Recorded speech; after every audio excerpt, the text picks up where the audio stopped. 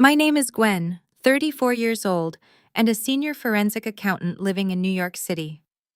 My entire family flew to a luxury villa in Italy for my brother's extravagant wedding. I stayed in my Manhattan apartment because I was explicitly banned from attending. At exactly 3 in the morning, my phone erupted on my nightstand. I had 47 missed calls. When I finally accepted the FaceTime request, my screen filled with the harsh glare of flashing blue police lights. My mother was screaming hysterically that my brother was in handcuffs. They expected me to fix his mess like I always did. But this time, I refused. The actions I took that night did not just cancel a multi-million-dollar wedding, they destroyed 20 years of carefully crafted family lies. Before I continue this story, let me know where you are watching from in the comments below. Hit like and subscribe if you have ever had to stop funding the illusion of a perfect family and chose your own peace instead. The cold hardwood floor chilled my bare feet as I sat up in bed. The screen of my phone illuminated the dark room, displaying the panicked face of my 60-year-old mother, Brenda. Behind her, the stunning architecture of a Lake Como rental villa was washed in the alternating red and blue strobe lights of Italian police cruisers. Two officers in dark uniforms were standing on the marble patio, holding my 32-year-old brother Connor against a stone pillar. His hands were zip-tied behind his back. He was wearing a custom tuxedo, and his face was pale with absolute terror. "Gwen, pick up the phone and do something," my mother shrieked through the speaker, her voice echoing off the villa walls. "You need to wire $150,000 to the hotel concierge account right this second. They are trying to take your brother away." I stared at the screen, my mind instantly shifting to the analytical precision required by my job. I investigate corporate financial fraud for a living. I read lies hidden inside balance sheets and trace missing funds across international borders. So when my mother demanded a six-figure wire transfer at 3 in the morning for a brother who had not held a steady job in 3 years, I did not panic. I simply asked her what Connor had done this time. My mother pushed her face close to the camera. "What did he do?" "He did nothing," she yelled, her tone dripping with the venom she always reserved just for me. "This is all your fault, Gwen. Your brother's credit cards were declined at the rehearsal dinner.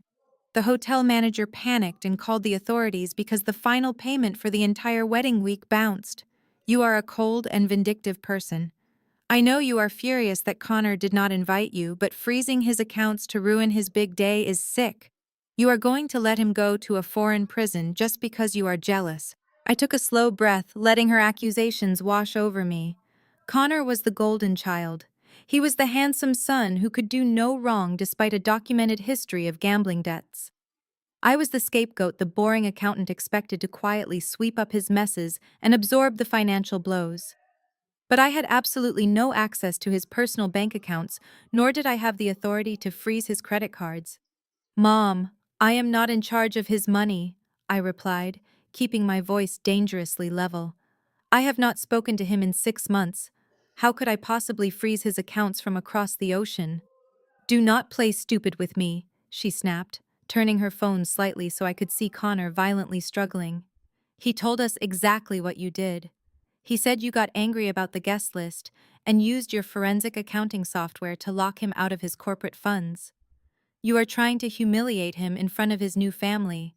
Nia and her parents are upstairs terrified. You know they are a prominent family from Atlanta. If they find out Connor cannot pay for this wedding, it will be a disaster." The pieces began falling into place. Connor was marrying into wealth. Nia was beautiful, sophisticated, and completely unaware of my brother's actual financial reality. Connor had obviously spun a massive web of lies to secure this marriage, and that web was rapidly unraveling on the shores of Lake Como.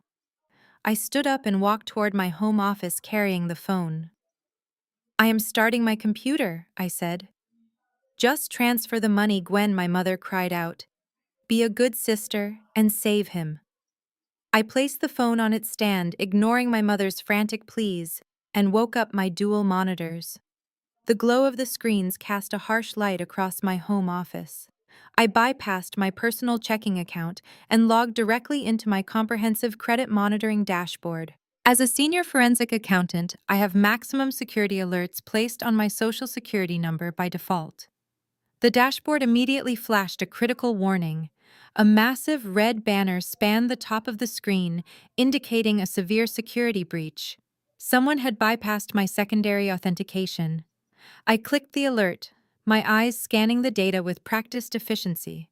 There were no tears, no emotional breakdowns, just the cold, hard reality of numbers.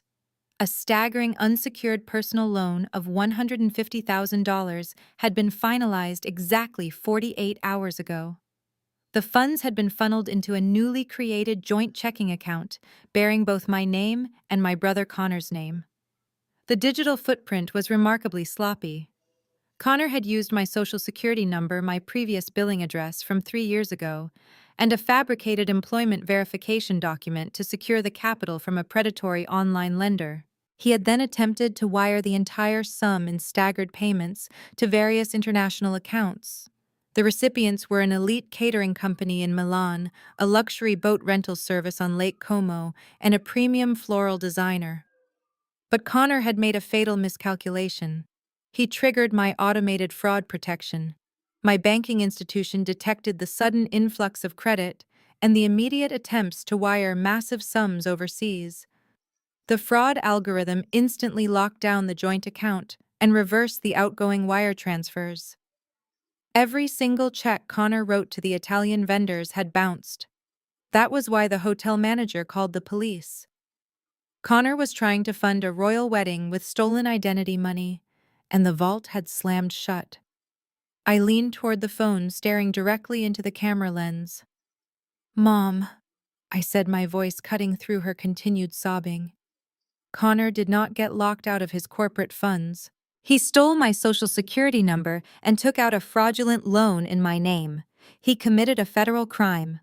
I did not freeze his accounts out of jealousy. The bank froze them because he is a thief and an identity fraudster. The line went dead silent for a brief moment. Even the police sirens in the background seemed to fade. I expected shock. I expected horror. I expected my mother to turn around and demand an explanation from the son she had coddled his entire life. Instead, her face hardened into a mask of pure indignation. "So what?" she barked, waving her hand dismissively, as if I had just accused him of borrowing a sweater without asking. "It is just a loan, Gwen. He was going to pay you back after the honeymoon. Family helps family. You have excellent credit and you make a fortune at that firm. He just needed to borrow your good name for a few days to get the vendor payments cleared. How can you be so selfish at a time like this?" I sat back in my chair, genuinely astounded by her delusion. "Borrow my good name," I repeated, shaking my head. "Mom, this is a felony. He forged my signature and stole my identity. The Italian authorities are not arresting him because of a bank error. They are arresting him because he just tried to defraud multiple local businesses using illegitimate funds. If I validate this loan, I am legally on the hook for $150,000. "Do not use those intimidating legal words with me," she yelled, her face turning bright red. "You always do this. You always try to make yourself sound so smart and make your brother look bad. He is your blood. He is marrying a woman from a very powerful African-American family. Nia's father is a respected business mogul. Do you have any idea how embarrassing this is for us? You need to call your bank right now, tell them it was a misunderstanding, and release those funds. If you do not fix this, the wedding is completely ruined, and it will be entirely your fault." The sheer audacity of her demand left a bitter taste in my mouth. She was not asking for a favor. She was ordering me to become an accessory to a major financial crime just to protect the fragile ego of her golden child. Connor had gambled with my financial future to buy himself a billionaire persona, and my mother was entirely willing to sacrifice me on the altar of his vanity. I firmly refused to let them completely destroy my entire life simply to fund their toxic and twisted illusion. Suddenly, the camera jerked violently as the phone was snatched from my mother's hands. My 62-year-old father, Richard, filled the screen. His jaw was clenched, and his eyes darted nervously toward the Italian officers who were now speaking rapidly into their radios. Unlike my mother, who relied on hysterics to get her way, my father employed a different tactic. He used condescension and aggressive authority, always expecting me to fall into line. "Gwen, enough of this absolute nonsense," he barked, his voice dropping into a harsh whisper so the people upstairs would not hear him. "Stop being so dramatic. You make too much money anyway sitting in that fancy office of yours. You have a massive savings account and you barely spend a dime. Unfreeze the cards, authorize the bank transfer, and let your brother enjoy his wedding. We can sort out the paperwork details when we get back to the States." The sheer entitlement radiating from him was suffocating. He was not asking me to lend them money. He was commanding me to accept liability for a massive federal crime, as if he were simply asking me to pick up the tab for dinner. "Dad, there are no paperwork details to sort out," I replied, pressing my fingertips against my temples to fend off a looming headache. "Connor stole my identity. The bank flagged it as severe financial fraud. Even if I wanted to throw away $150,000, which I absolutely do not, I cannot just call the fraud department and tell them I changed my mind about a felony." My father scowled, leaning closer to the phone until his face was distorted by the lens. "You need to fix this right now to save face," he hissed, his face turning purple with rage. "Do you have any idea who is sleeping in the master suite upstairs?" Nia comes from a very wealthy, elite African-American family in Atlanta. Her father, Thomas, owns the largest chain of luxury car dealerships in the entire South. They flew here on a private jet, Gwen. A private jet. If Thomas finds out Connor is broke and getting arrested for bouncing checks, this wedding is over. We will be the laughingstock of their entire social circle. You are going to ruin your brother's one chance at securing his future with a good family." His words ignited a fire of pure resentment deep inside my chest. He was perfectly willing to let me go bankrupt and face potential legal ruin just to maintain a fake billionaire facade for a family they barely knew. He wanted me to buy Connor a golden ticket into high society. "Secure his future," I repeated, my voice rising with a cold, sharp edge that made him flinch. "You mean like how I secured his future 10 years ago? Have you completely forgotten that you and Mom cornered me in my college dorm room and begged me to drain my entire academic savings account to pay for his high-end gambling rehab facility? You swore to me it was a matter of life and death. You promised me you would pay me back every single cent, but you never did." He tried to interrupt, but I cut him off, the years of suppressed anger finally pouring out. "Instead of paying me back for saving his life, you turned around 6 months later and bought Connor a brand new Tesla because you claimed he needed a reliable car to get to his entry-level job, a job he was fired from 3 weeks later. I had to work 3 separate jobs on campus just to afford my accounting textbooks and finish my degree while Connor was driving a luxury electric vehicle funded by your endless enabling. That was entirely different." My father sputtered, his eyes darting frantically around the Italian courtyard as the officers began pushing Connor toward the back of their patrol vehicle. He was young and he made a mistake. "We are a family, and family members make sacrifices for each other." "No, Dad," I corrected him, staring dead into his panicked eyes. "I make sacrifices. You and Mom make excuses. And Connor makes catastrophic messes that you expect me to clean up. But the dynamic ends tonight. I am not taking the fall for this. You listen to me right now, you ungrateful little brat," he snarled, dropping all pretense of being a reasonable parent. "If you do not call that bank, authorize the immediate release of those frozen funds, and tell the Italian police this was all your mistake, you will never be part of this family again. We will cut you off completely and never speak to you. I will personally make sure everyone everywhere understands what you did." I stared at the screen, letting his hollow threats wash over me. While my father continued to shout insults and promise my absolute destruction, my fingers flew across my mechanical keyboard. As a forensic accountant, I knew that an unsecured personal loan of $150,000 for someone with Connor's abysmal credit history was mathematically impossible. No legitimate financial institution would hand him that kind of cash based solely on my stolen social security number without demanding substantial collateral. Something else was buried in the data, and I was going to find it. I bypassed the initial fraud alert dashboard and initiated a deep dive, comprehensive background sweep on both of our names, pulling real time property records, court filings, and secondary credit bureaus. The system took a few seconds to aggregate the data. When the progress bar finally hit 100%, a new, far more terrifying alert flashed on my right monitor. It was a lien notification. My blood ran completely cold as I clicked on the attached PDF file. It was a copy of the loan origination document from the predatory lender. I scanned past the forged signatures and the fake employment verification, my eyes locking onto the section labeled Collateral and Secured Assets. Connor had not just taken out a standard unsecured loan, he had secured the massive debt against a piece of real estate. Specifically, he had leveraged the sprawling 4-bedroom colonial house in New Jersey, where my parents currently lived. He had submitted a fraudulent power of attorney document claiming he had the legal right to act as the primary homeowner to authorize a second mortgage.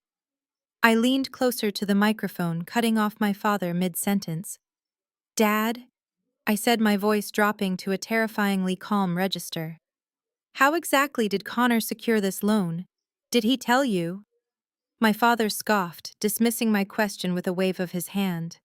"Who cares about the technicalities, Gwen? He used his business connections.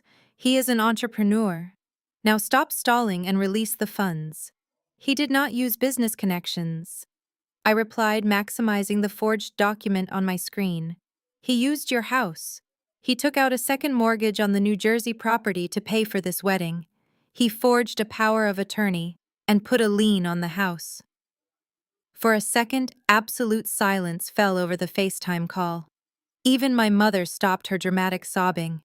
My father's face contorted in a mixture of confusion and sudden panic. "What are you talking about?" he demanded, his voice trembling slightly.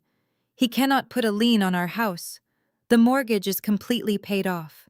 We own it free and clear. He does not have the deed." And that was the moment the final devastating piece of the puzzle clicked into place. The ultimate secret my parents had buried to protect their pride. "No, Dad," I said slowly, savoring the bitter irony of the situation. "You do not own that house free and clear. You do not own it at all." 5 years ago, while Connor was busy pretending to be a crypto millionaire on the internet, my parents had fallen massively behind on their property taxes and mortgage payments.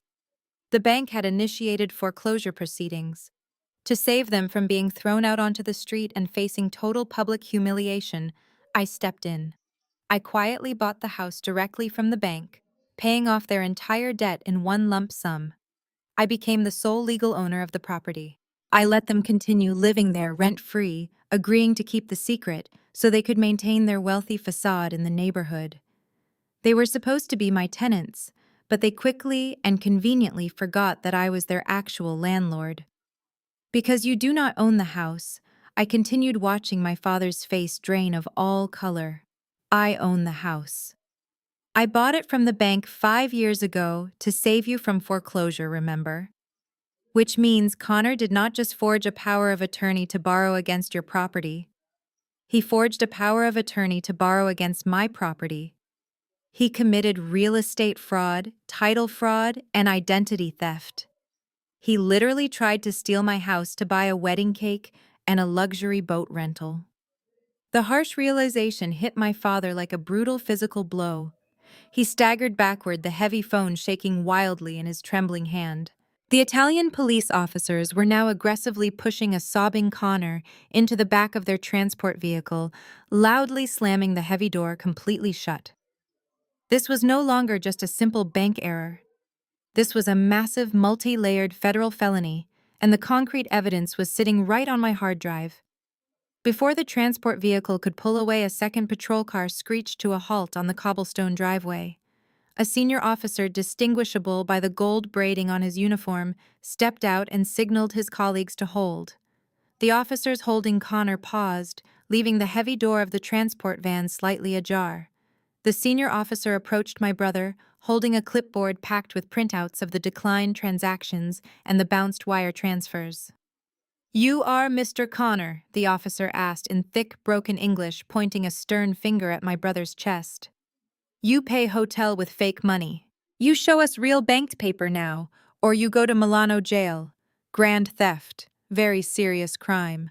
Connor was hyperventilating his custom tuxedo, now rumpled and stained with sweat. He desperately twisted his neck, scanning the chaotic courtyard until his eyes locked onto the glowing screen of the phone clutched in my father's trembling hand. He knew I was still on the line. With a sudden burst of adrenaline, Connor lunged against the grip of the officers, thrusting his face as close to the camera lens as physically possible. "Gwen, you have to press the authorization button right now," he screamed, his voice cracking with pure panic. "Tell them it was a system glitch. Tell them the money is real and you are my accountant. Do it right now, or my entire life is over." I stared at his tear-streaked face, completely unmoved by his theatrical display.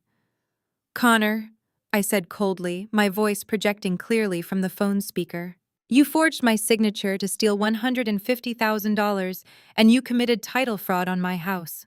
The money is not real, and I am not going to lie to the Italian authorities to cover up your federal crimes." The realization that I knew about the house did not trigger a single ounce of remorse in him. Instead, he instantly pivoted to playing the ultimate victim. "Please, Gwen," he begged, tears streaming down his face. "If I go to an Italian prison, I will lose Nia.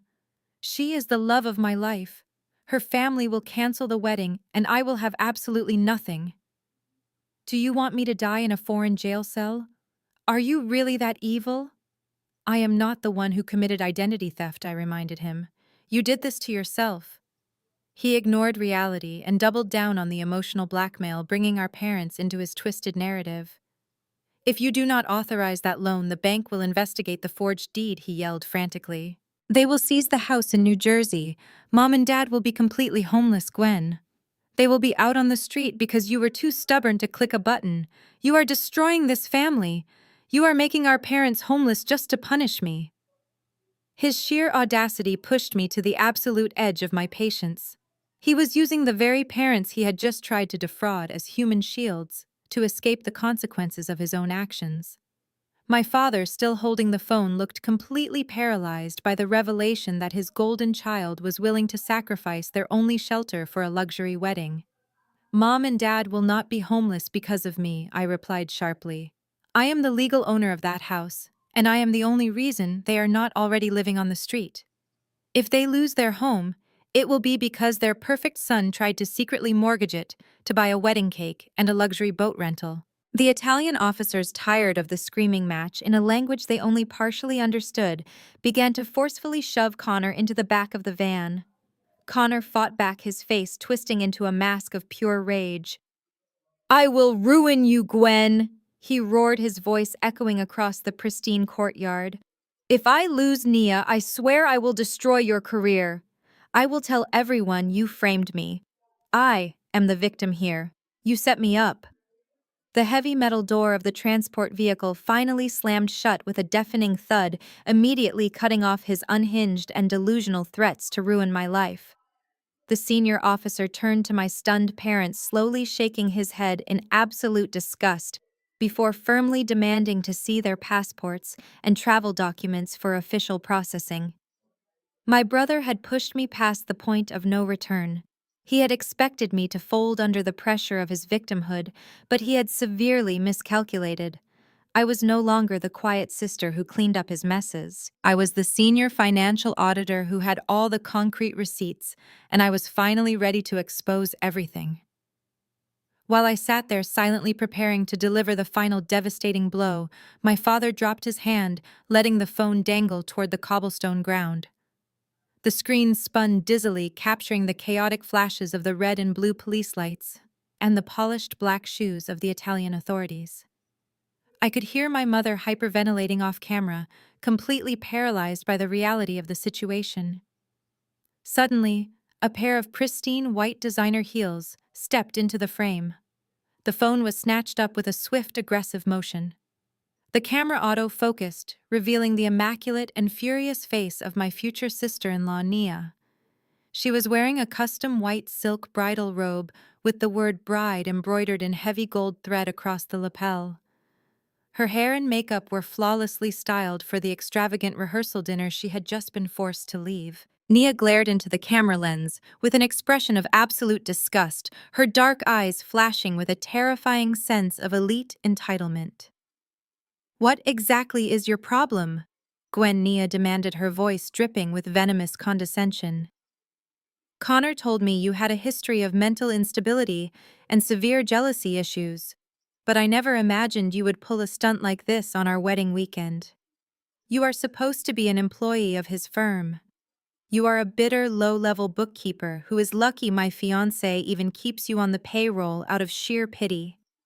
And now you think you can hack into the corporate accounts and freeze his assets just because you are mad you did not get an invitation to Lake Como.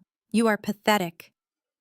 I sat perfectly still in my desk chair, absorbing the sheer magnitude of the delusion radiating from my screen.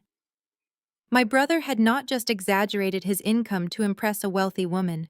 He had fabricated an entire alternate universe where he was a wildly successful chief executive officer, and I was nothing but his unstable, incompetent subordinate.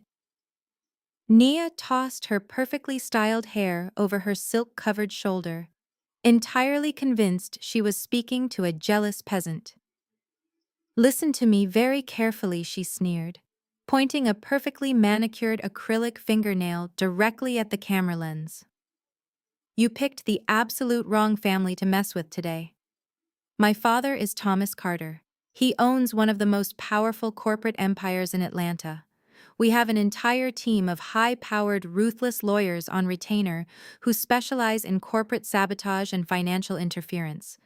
If you do not log back into your little accounting software right this second and release Connor's corporate funds, I will personally have my legal team destroy you. We will sue you for everything you are worth. We will take your apartment, your savings, and we will make sure you are blacklisted from ever working in the financial sector again. You will be completely ruined before my honeymoon is even over." Her arrogance was truly breathtaking. She spoke with the unwavering confidence of someone who had never been told no in her entire life. She was completely oblivious that the man she was about to marry was currently sitting in the back of an Italian police van for stealing my identity. "Nia," I said, keeping my tone deadly calm and completely devoid of emotion. "You need to stop threatening me and start paying very close attention to what is actually happening around you. Connor does not own a firm. He does not have corporate funds. You are threatening to sue the only person who actually knows the truth about your fiancé." Nia let out a sharp, mocking laugh that echoed loudly in the villa courtyard. "Oh, please," she scoffed, rolling her eyes dramatically. "Save your pathetic lies for someone who actually cares. Connor warned me you would try to spin some crazy narrative to make yourself look like the victim. He told me you always try to tear him down because you are single, miserable, and stuck in a dead-end job while he is out building an empire. You are just furious because he is successful and marrying into a family of real wealth and status. You cannot stand that he has completely outgrown you." I looked at her beautiful, arrogant face and felt a fleeting moment of genuine pity. She was about to fall from a very high pedestal, and the impact was going to be absolutely devastating. My brother had built his entire romantic relationship on a foundation of stolen money and forged documents. "You really have absolutely no idea who you are marrying, do you?" I asked quietly. Nia sneered, leaning closer to the camera. "I am marrying a self-made millionaire," she fired back. "And you are just a sad, jealous woman who is about to get sued into bankruptcy." I let her words hang in the air for a moment. The sheer scale of Connor's deception was finally coming into sharp focus. He had not simply embellished his resume or exaggerated his crypto investments to win over a wealthy woman. He had stolen my entire life. He had taken my decade of grueling university studies, my brutal licensing exams, and my hard-earned position as a senior forensic accountant, and he had seamlessly grafted them onto his own pathetic existence. He was using my exact career trajectory as his own personal dating profile. It was horrifying. So I replied, keeping my expression perfectly neutral. Connor told you that he owns the forensic accounting firm in Manhattan. Of course he does. Nia snapped, adjusting the collar of her expensive silk robe. He built it from the ground up. He told my father all about how he navigated the corporate tax audits for Fortune 500 companies last year. That is exactly why my father respects him so much. Thomas Carter does not just let any ordinary man marry his daughter. He respects ambition. Connor is a visionary. He even showed us the corporate lease agreement for the financial district office. And he told us how he generously gave you a low-level data entry job because nobody else would hire someone with your mental health struggles. You should be down on your knees thanking him instead of trying to sabotage his rehearsal dinner. I clicked my mouse, bringing up the actual corporate directory of my firm on my second monitor. Connor's name was nowhere on it, obviously, because he had never set foot inside the building. The lease agreement he showed her father was undoubtedly another crude forgery, likely mocked up on the same laptop he used to steal my social security number. The Fortune 500 audits Nia was bragging about were my exact case files from the previous fiscal year. My parents must have fed him the details of my career over Sunday dinners, and he had weaponized my own achievements to construct his fake billionaire persona. He needed this extravagant Italian wedding to maintain the illusion. He needed the vintage champagne, the Lake Como villa, and the custom tuxedo to prove to the Atlanta elite that he was one of them. But because he was completely broke and unemployed, he had to fund his billionaire cosplay with my credit and my real estate. Nia, I said, leaning closer to the microphone. I want you to listen to me very carefully. My name is on the lease of that corporate office, not his. I am the senior auditor who handled those corporate tax accounts. Connor does not own a firm. He does not even have a college degree. He dropped out of his second semester to go to a gambling rehabilitation center which I paid for. Nia rolled her eyes, letting out a heavy, dramatic sigh. This is exactly what he warned us about, she said, her voice dripping with condescending pity. He said you had a severe delusion problem. He said you constantly try to claim credit for his hard work because you cannot handle your own mediocrity. You are actually sick, Gwen. You need professional psychiatric help. Now I am going to give you one last chance to fix your little computer glitch and release his corporate funds. If you do not, I will have my father call the bank president directly. We know people at the very top of the financial food chain. Her blind faith in his lies was staggering.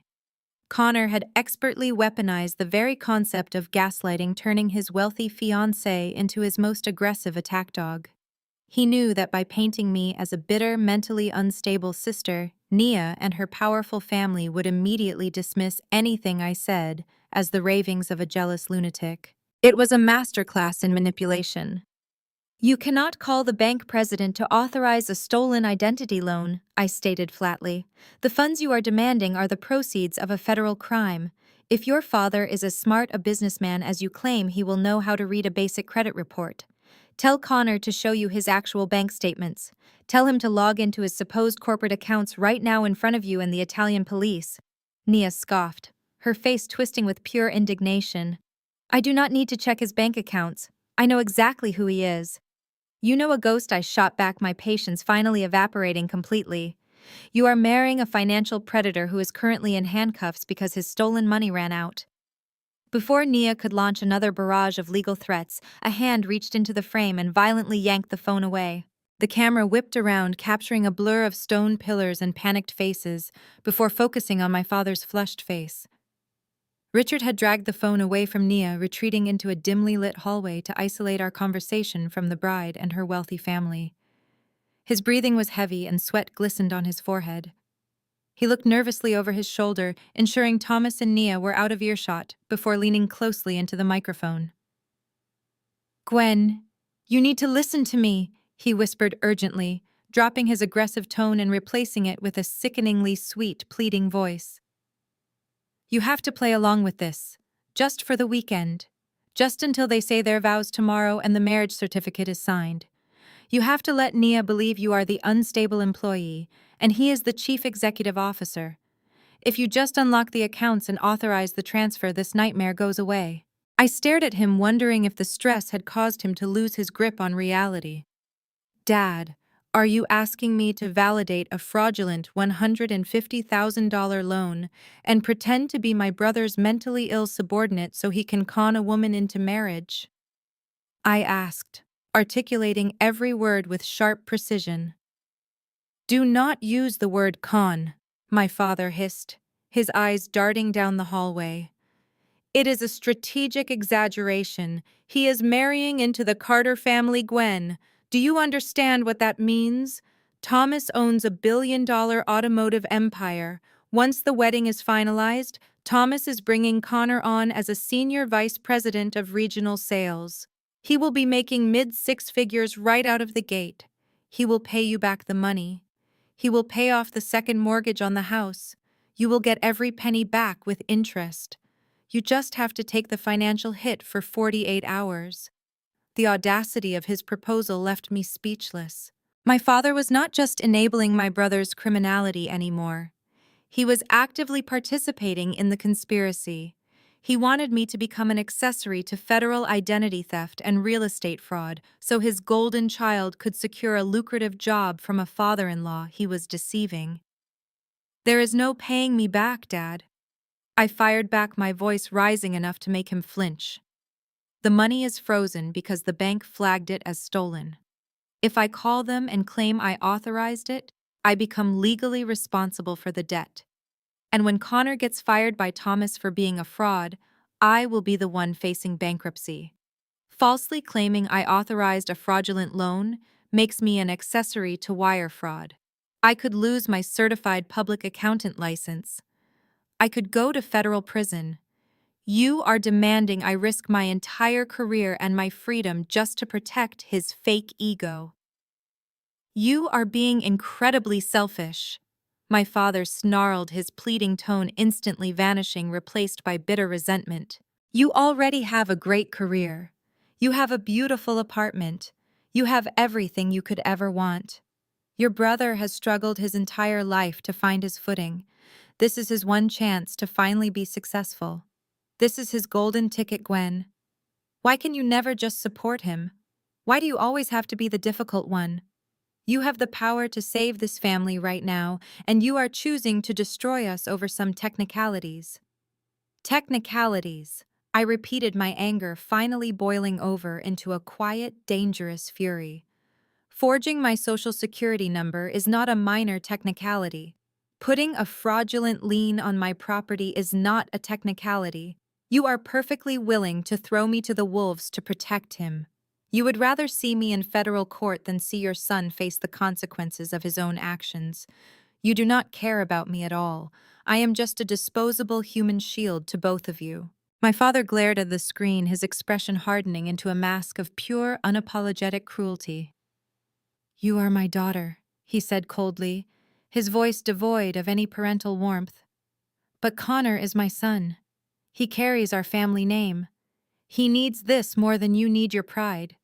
Now you are going to call your bank, and you are going to tell them you authorized the loan. You are going to apologize to Nia and tell her you are having a severe mental breakdown. If you refuse to do this right now, you are completely dead to me. He delivered the ultimate betrayal with absolutely zero hesitation or remorse. He had firmly made his choice. His devastating words finally freed me to make mine without any lingering feelings of guilt whatsoever. As my father finished delivering his ruthless ultimatum, the camera abruptly jerked sideways.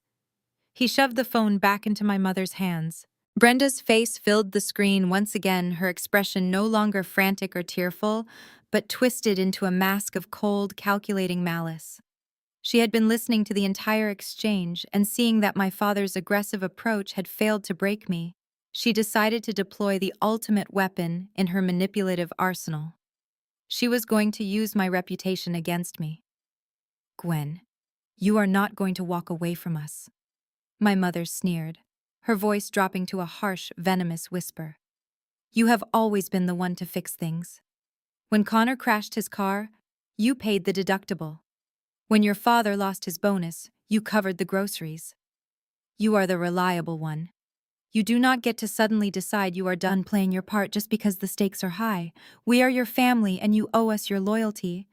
I owe you absolutely nothing, I replied, keeping my voice dangerously steady. You just admitted you expect me to go to federal prison so your son can marry a rich woman based on a lie. That is not family loyalty. That is a hostage situation. My mother let out a sharp, humorless laugh that made my blood run cold. You think you hold all the cards because you have your name on a few pieces of paper, she said, leaning so close to the camera that I could see the furious pulse beating in her neck. But you are forgetting who you are dealing with. If you do not authorize that bank transfer right this second, your father and I will not just disown you. We will completely destroy your reputation. We will call every single aunt, uncle, and cousin in this family before the sun comes up. I crossed my arms, refusing to let her see even a fraction of the disgust churning in my stomach. And what exactly are you going to tell them? I challenged her. Are you going to tell them your golden child is a felon who tried to steal my house? We will tell them you stole the house from us, my mother fired back without missing a single beat. Her ability to instantly rewrite reality was truly terrifying. We will tell them you used your fancy accounting tricks to swindle your own elderly parents out of their property while we were struggling financially. We will say you took advantage of our vulnerability to put the deed in your name, and then you purposely froze Connor's bank accounts on his wedding day out of pure malicious jealousy, because you are a bitter, lonely woman who cannot stand to see her brother happy. She paused, letting the heavy threat sink in her eyes, gleaming with dark triumph. Who do you think they are going to believe, Gwen? She taunted. The sweet parents who just wanted to celebrate their son, or the cold, calculating accountant who refused to even show up to the wedding? We will make sure you are entirely ostracized. You will not be invited to another Thanksgiving, another Christmas, or another family gathering for the rest of your life. You will die completely alone. Her words were designed to strike at the deepest insecurities of my childhood, the desperate need for approval that had kept me tethered to their toxic dynamic for 34 years. They were relying on my historical role as the family fixer, the obedient daughter who would always swallow her pride and open her wallet just to keep the peace and avoid public embarrassment. They genuinely believed that the threat of being outcast would terrify me into submission. But they had made a fatal miscalculation. They assumed I still valued a seat at their table. Mom, I said, my voice completely devoid of the panic she so desperately wanted to hear. You are threatening to lock me out of a burning building. Do you really think I want to spend another Thanksgiving sitting across from a family that views me as nothing more than an emergency bank account? You can call every relative we have. You can tell them I am the devil incarnate. I do not care anymore. My mother's smug expression faltered, replaced by a flicker of genuine uncertainty. You are bluffing, she snapped, her voice rising in panic. You cannot handle being cut off from us. Watch me, I replied smoothly. You wanted a villain, Mom. Congratulations, you finally have one. But the difference is, I am a villain with concrete receipts, and my patience has officially expired. I will not be manipulated into funding his criminal behavior any longer, no matter how many baseless threats you scream. Without waiting for another response from her, I reached out and firmly pressed the mute button on the FaceTime interface. The sudden silence in my office was deafening, a stark contrast to the absolute chaos unfolding across the globe in Italy.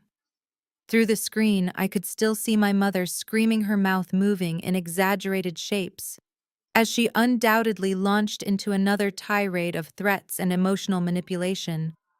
But her voice was completely gone, effectively shutting out the toxic noise that had dominated my entire life. I did not shed a single tear. My hands were not shaking. For the first time in 34 years, the overwhelming anxiety of disappointing my parents had completely evaporated, replaced by a sharp, calculating focus. I was in my element now. This was no longer a family dispute. This was a forensic accounting investigation, and I was going to dismantle my brother's entire fraudulent empire piece by piece. I turned my attention to the second monitor, opening a secure, encrypted folder on my desktop. I needed to assemble the ultimate legal payload, a bulletproof dossier of undeniable evidence that no amount of gaslighting or parental favoritism could ever dispute. First, I accessed the predatory lender's server portal, using the credentials Connor had foolishly routed through my email address. I extracted the raw IP logs associated with the fraudulent loan application. The data clearly showed the application was submitted from a wireless router located in a luxury hotel in Milan, exactly where Connor and Nia had stayed 3 days ago before moving to Lake Como. It completely obliterated any claim that a random hacker had stolen my identity. The physical location placed my brother directly at the scene of the digital crime. Next, I pulled up the forged DocuSign footprints. Connor had been incredibly sloppy, relying on the automated digital signature software to forge my name on the secondary mortgage documents. However, he did not realize that enterprise-level electronic signature platforms record the unique device identifier of the computer executing the signature. I downloaded the metadata report. It perfectly matched the media access control address of the MacBook Pro my parents had bought for him 2 years ago. The digital trail was not just circumstantial. It was absolute concrete proof that my brother had personally executed the fraudulent documents. Then I navigated to the New Jersey County Clerk's online database. I pulled the official notarized property deed for my parents' house. The document clearly displayed my full legal name as the sole proprietor and exclusive owner of the property. I exported it as a high-resolution PDF, ensuring the county seal and the recording date from 5 years ago were prominently visible. This single document was the silver bullet that would completely destroy my parents' pathetic threat to turn the family against me. It proved beyond a shadow of a doubt that they were living in my house, surviving on my charity while actively conspiring to help my brother steal it out from under me. Finally, I ran a hard credit inquiry on Connor's actual social security number to contrast it with the pristine financial profile he had stolen from me. The screen populated with a sea of red flags. Unpaid credit cards, defaulted auto loans, and outstanding collections from various online gambling platforms. His real credit score was a dismal 420. It was the financial profile of an absolute disaster. I took a screenshot of the damning score, placing it right next to the fabricated bank statements he had likely shown his future father-in-law. The contrast was staggering. He was a complete fraud wearing a very expensive borrowed suit. I compiled the IP logs, the digital signature metadata, the verified property deed, and his disastrous credit score into a single comprehensive PDF document. I titled the file with a simple clinical name to ensure it looked like an official corporate audit report. This was the receipt of all receipts. This was the irrefutable truth that would shatter the billionaire CEO illusion forever. I checked the FaceTime window one more time. My father had taken the phone back and was aggressively jabbing his finger at the camera, his face red with fury, completely unaware that his voice was muted and his threats were falling on deaf ears. They thought I was sitting here crying, agonizing over their ultimatums, and desperately trying to find a way to save their golden child. They had no idea I was quietly loading the digital weapon that would end this nightmare for good. I took a deep breath, perfectly satisfied with the meticulously organized dossier on my screen. I was completely ready to drop the final digital bomb that would permanently destroy every single lie they had ever told about me tonight. I kept my finger over the mouse eyes locked on the chaotic scene playing out on my screen. Before I could unmute the microphone to deliver my prepared dossier, the camera angle violently shifted again. My mother had dropped the phone onto a patio table in her panic. The lens pointed upward, capturing the dramatic stone arches of the villa and the tense faces in the courtyard. Suddenly, a towering figure stepped into the frame, instantly commanding the space. It was Thomas Carter Nia's father. He radiated generational wealth and absolute authority in his tailored dinner jacket. He did not look angry, which was somehow far more terrifying.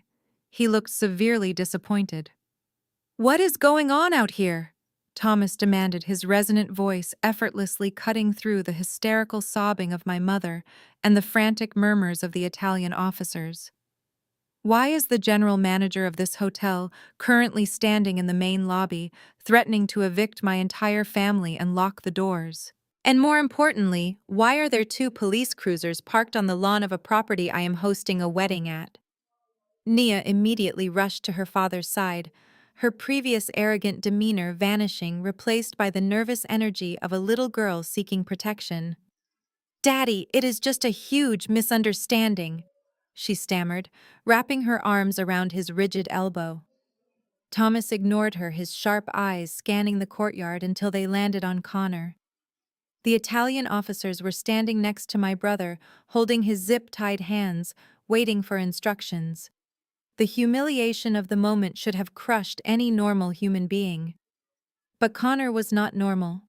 He was a pathological liar who had spent his adult life talking his way out of catastrophic failures. Like a switch being flipped, his panic completely evaporated. He straightened his posture, rolled his shoulders back, and plastered on the charismatic, confident smile he used to con his way into the Carter family. "Thomas, I am so incredibly sorry for this ridiculous interruption," Connor said, his voice dropping into a smooth, reassuring baritone. He spoke as if he were simply discussing a minor shipping delay at a corporate board meeting, completely ignoring the plastic cuffs digging into his wrists. "Please do not worry about the hotel manager. This is nothing but a frustrating corporate banking glitch." "A banking glitch," Thomas repeated slowly, his thick eyebrows knitting together in deep skepticism. "The manager said your transfers bounced. Authorities were called because you attempted to pay with stolen credentials. That does not sound like a simple banking glitch, Connor. That sounds like a financial crime." Connor let out a soft chuckle, shaking his head as if the situation was just a hilarious bureaucratic mix-up. "You know how these international wire transfers are, Thomas," he said smoothly, taking a step closer to his future father-in-law, despite the officers tightening their grip. "Our firm moves millions of dollars across borders every single week. Our fraud protection algorithms are incredibly sensitive. Unfortunately, my sister Gwen, who handles the lower-level data entry and basic bookkeeping for the company, made a catastrophic routing error this evening. She triggered an automated lockdown on our main corporate account. I sat in my apartment in New York, listening to him effortlessly throw me under the bus with a sickening level of sociopathic charm.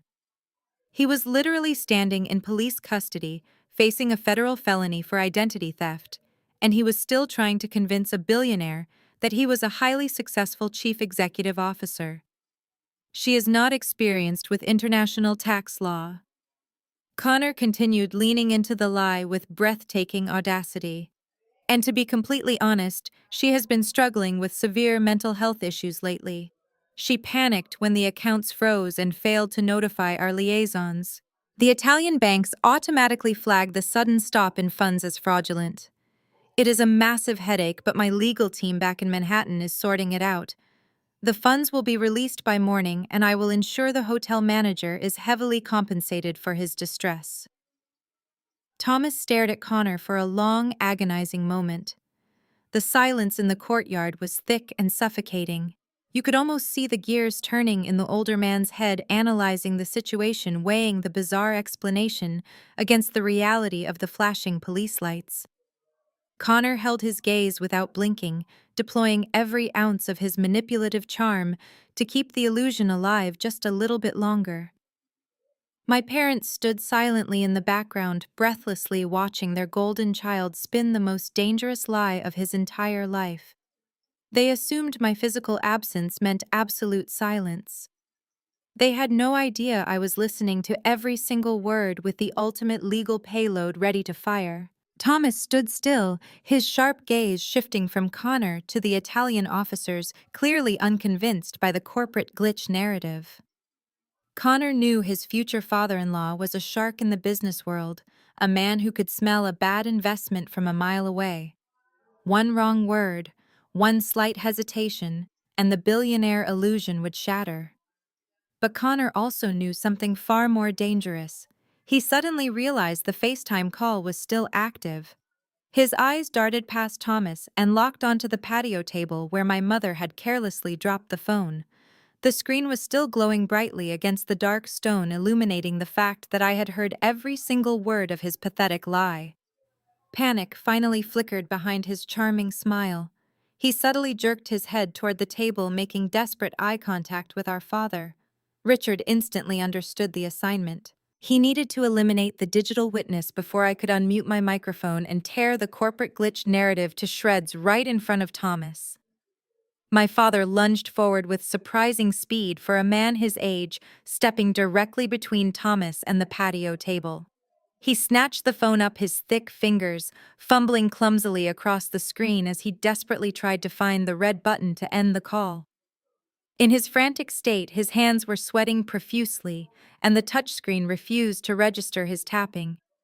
I sat in my office watching his enormous thumb repeatedly smash against the camera lens, plunging my view into chaotic flashes of darkness and blurry stone walls. Brenda, recognizing the immediate threat of Thomas discovering the phone, launched into a theatrical display of physical deflection. She stepped squarely in front of the towering billionaire, blocking his line of sight to her husband. "Oh, Thomas," she gasped loudly, clapping her hands together with forced enthusiasm. "This is all terribly stressful for you and poor Nia. We are all so embarrassed by this minor administrative hiccup. You two should go back upstairs to the penthouse suite and try to get some rest before the big day tomorrow. Richard and Connor have everything under control down here." Thomas did not budge. He looked down at my mother as if she were a minor inconvenience blocking his path. "I do not sleep when police officers are attempting to arrest my future son-in-law in the courtyard of a luxury venue I paid for Brenda," he said, his voice dropping to a low, dangerous rumble. "I want to see the official documentation they are holding right now. I want to see exactly what kind of banking error requires handcuffs." Connor aggressively stepped sideways, physically blocking Thomas from approaching the officers.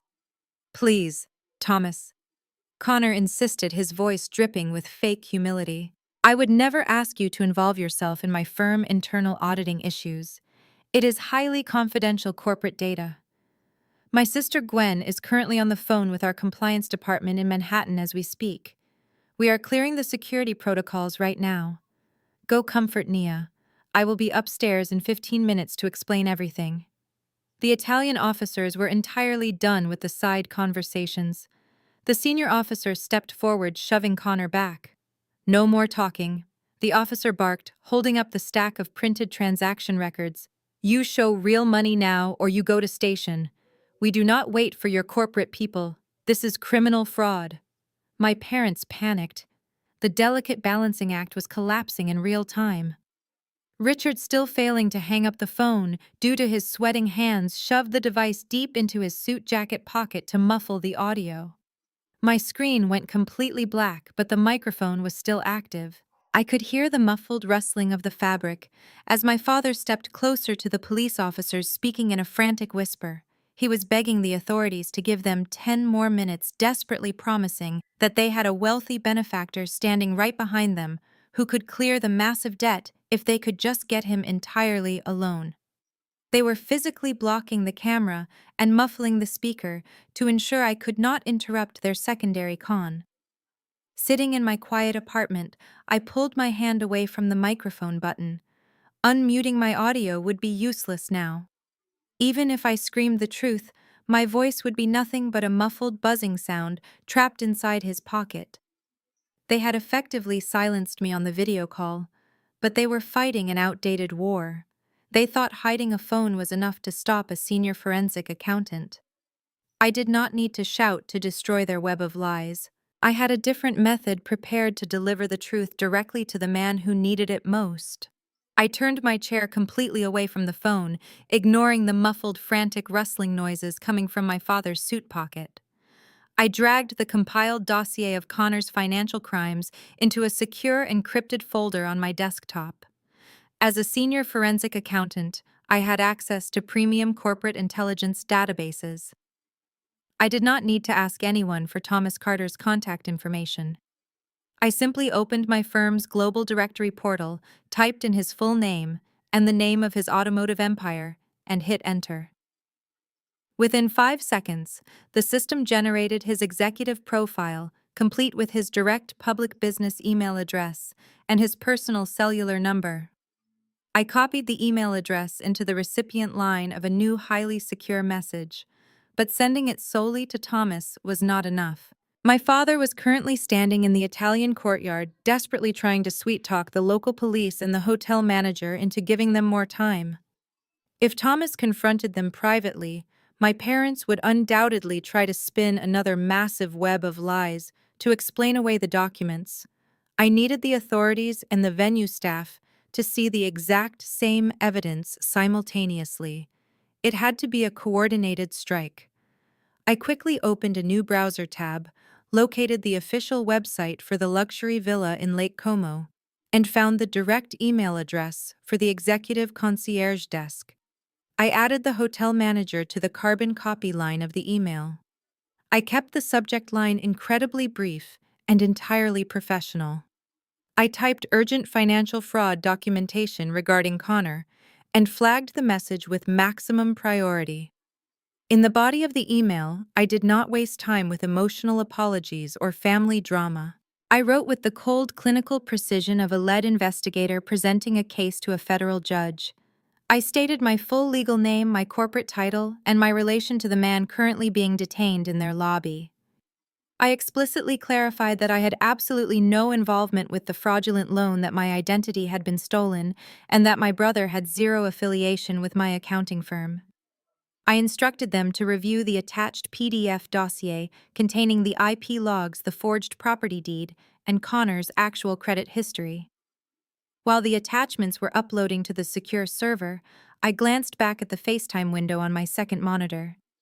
The screen was still completely pitch black, trapped deep inside my father's jacket. However, the microphone was picking up the chaotic audio with crystal clarity.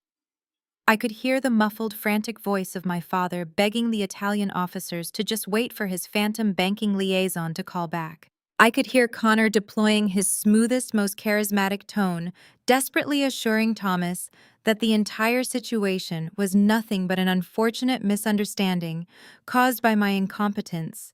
And I could hear my mother loudly offering to order more champagne for Nia, frantically trying to distract the bride from the reality of her collapsing wedding. They were putting on the performance of a lifetime. They were expending massive amounts of energy to physically block a camera lens and muffle a phone speaker, genuinely believing they had successfully neutralized me. They thought they had won. They thought they had successfully trapped me in New York, completely powerless to stop their glamorous Italian charade. The sheer irony of their ignorance was almost poetic. They were fighting a desperate analog war against a woman who held the digital keys to their total destruction. The upload progress bar hit 100%. The attachment was fully secured. I took one final deep breath, letting the steady rhythm of my own heartbeat ground me. I was about to cross a line that could never be uncrossed.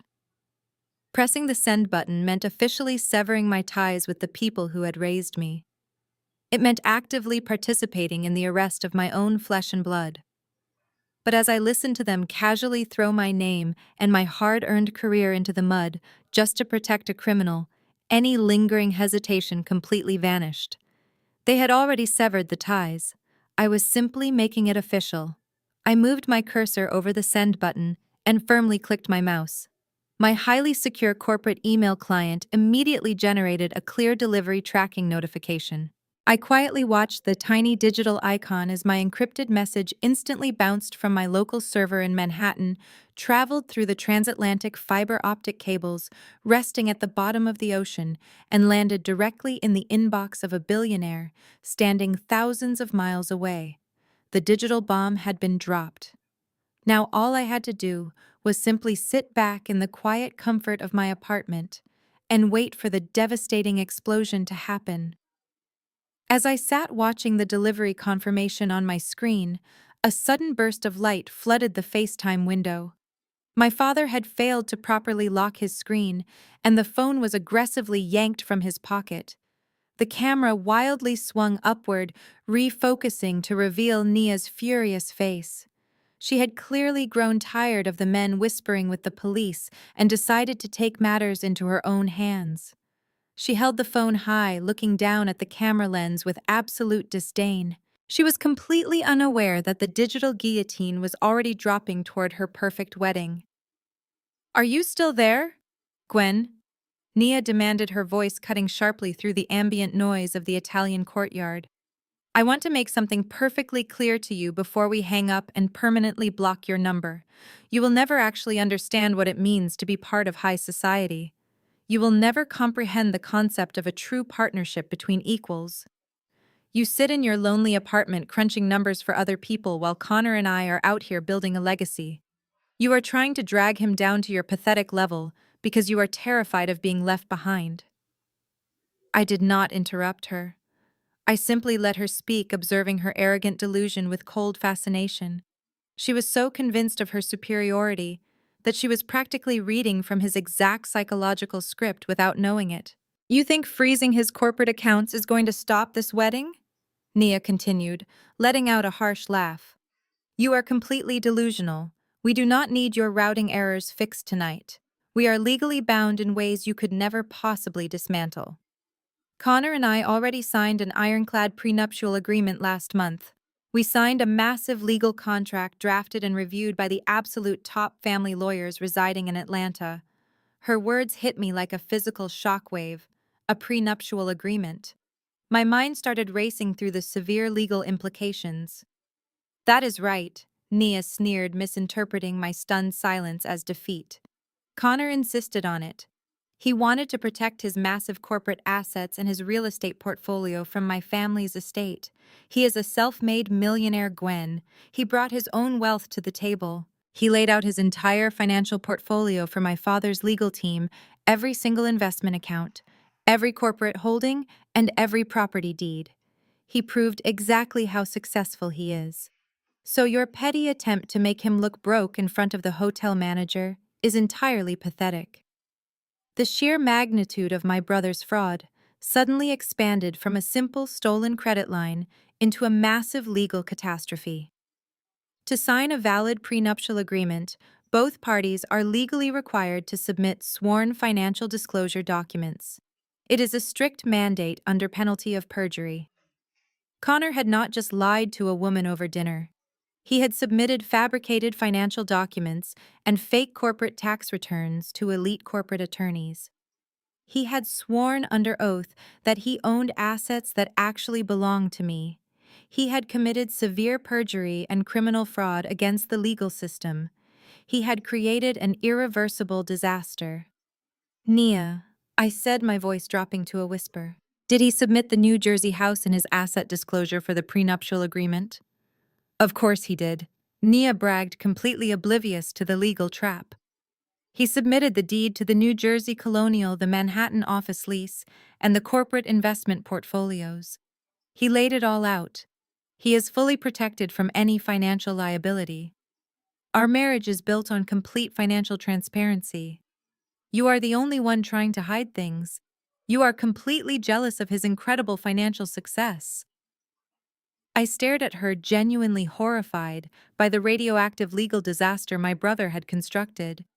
He had actively bound his fraudulent claims into a binding contract with a billionaire's legal team. When Thomas Carter's lawyers discovered that Connor had submitted forged documents and committed perjury during the prenuptial negotiations, they were going to absolutely destroy him. They were going to dismantle his entire life, and they would likely drag my parents down with him for corroborating his lies. There was absolutely no escaping this legal nightmare now.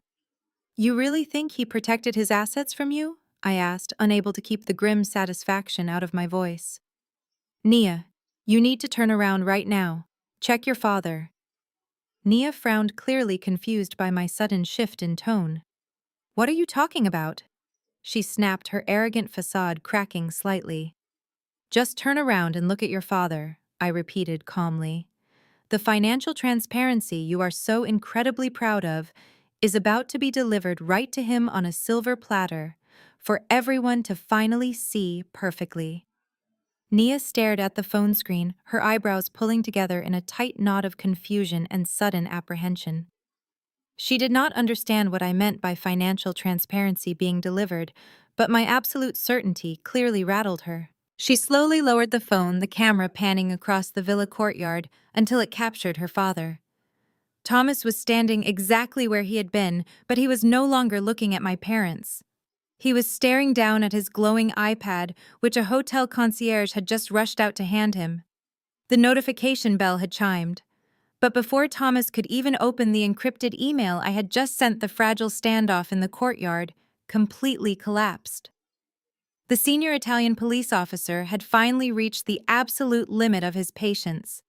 He had watched my father fumble with a hidden phone, he had listened to Connor spin endless circles of corporate jargon, and he had waited long enough for the supposed banking glitch to miraculously resolve itself. The grace period was officially over.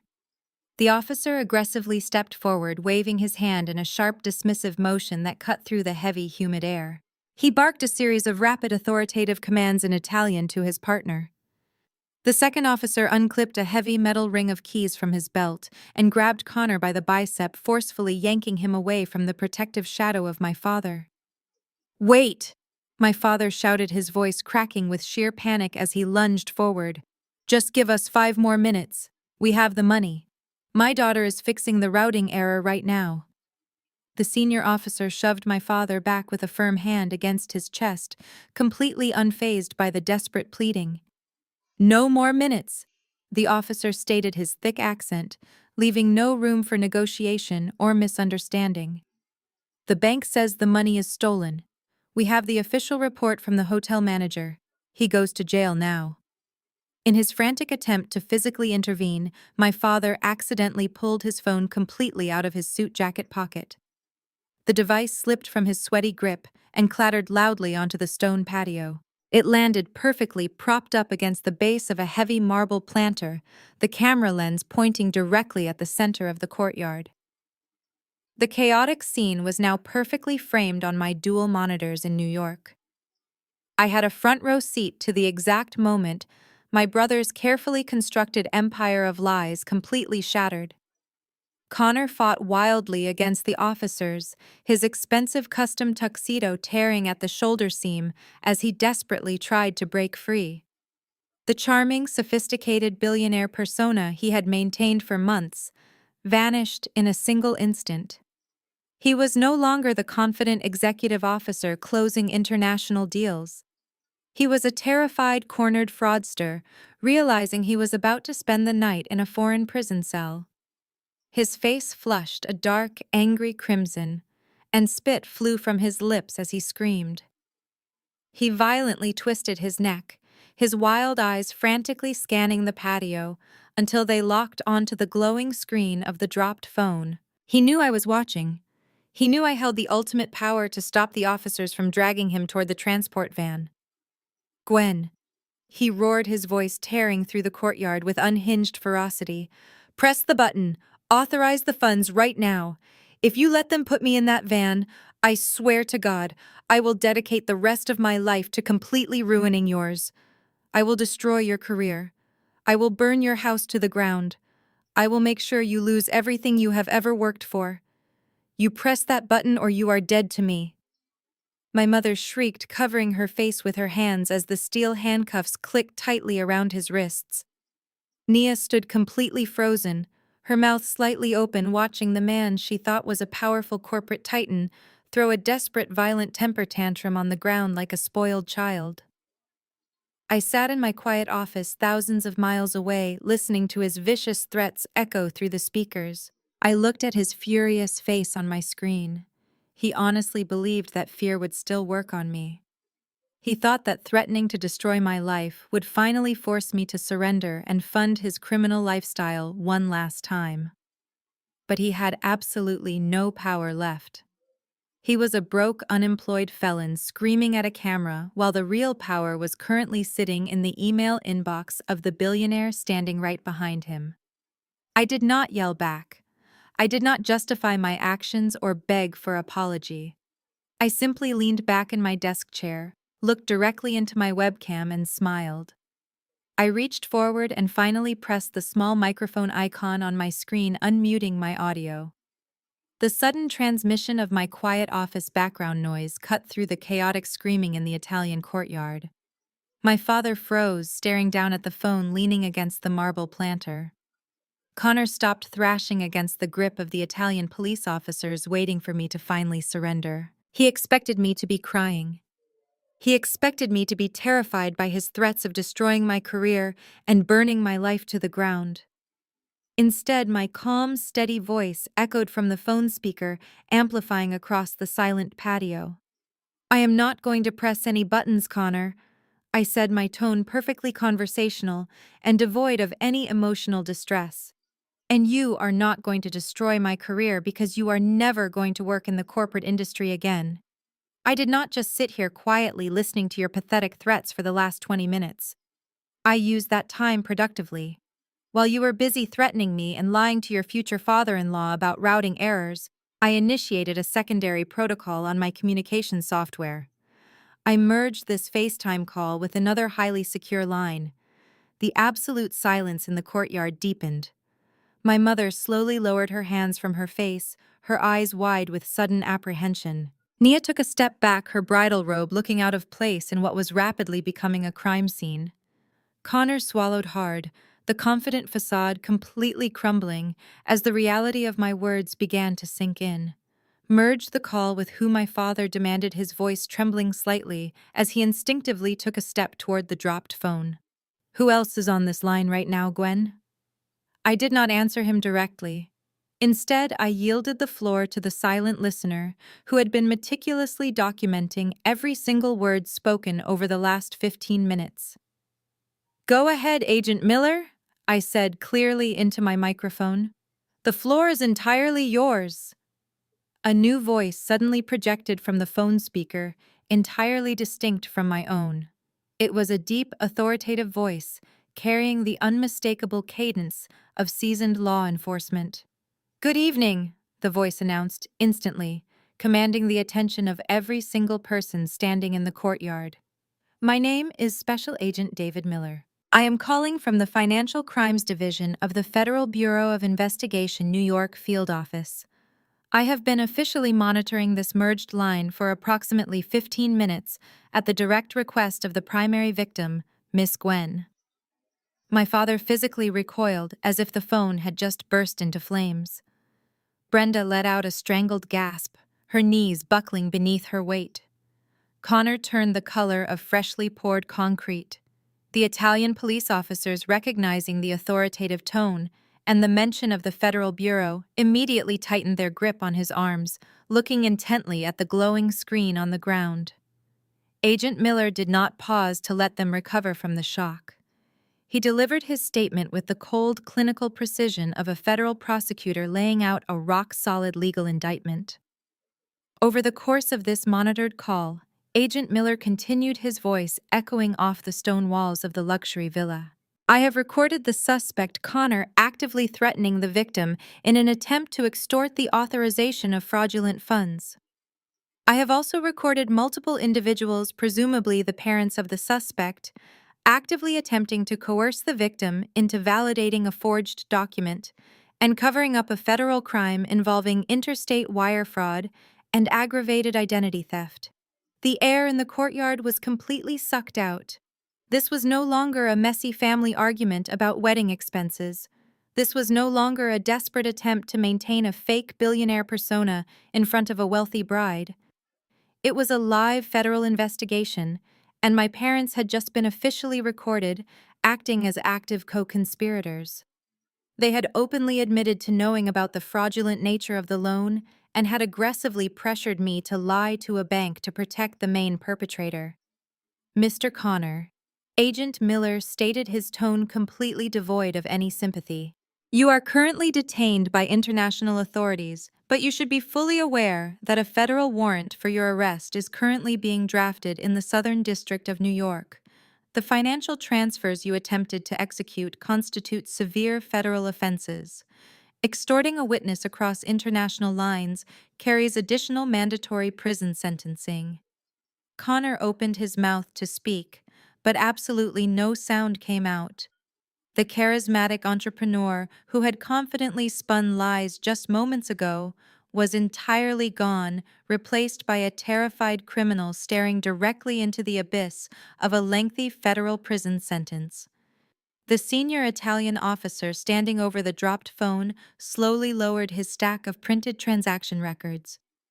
He had spent years dealing with wealthy tourists, trying to talk their way out of local trouble, but the sudden presence of an American federal agent entirely shifted the atmosphere in the courtyard. The officer crouched down, bringing his face closer to the phone, leaning against the marble planter. "Officer, this is Special Agent Miller," the voice projected clearly from the device. "I understand you have the suspect currently detained. Can you please confirm your jurisdiction and agency?" The Italian officer cleared his throat, his posture stiffening even while crouching. "I am Captain Rossi, with the Carabinieri of the Lombardy region," he replied in his thick accent. "We hold this man for grand theft and defrauding local hospitality businesses. He claims his corporate accounts are locked due to an administrative routing error by his sister." Agent Miller did not hesitate. "Captain Rossi, I am officially confirming that there is no corporate account and there is no routing error. The suspect Connor is not an executive officer of any financial firm.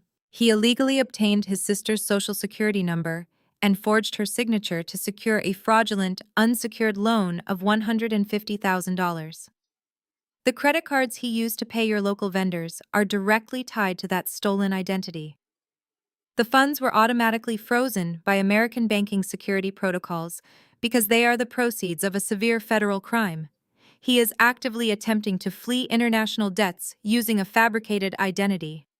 The absolute finality in Agent Miller's voice echoed off the ancient stone walls of the villa.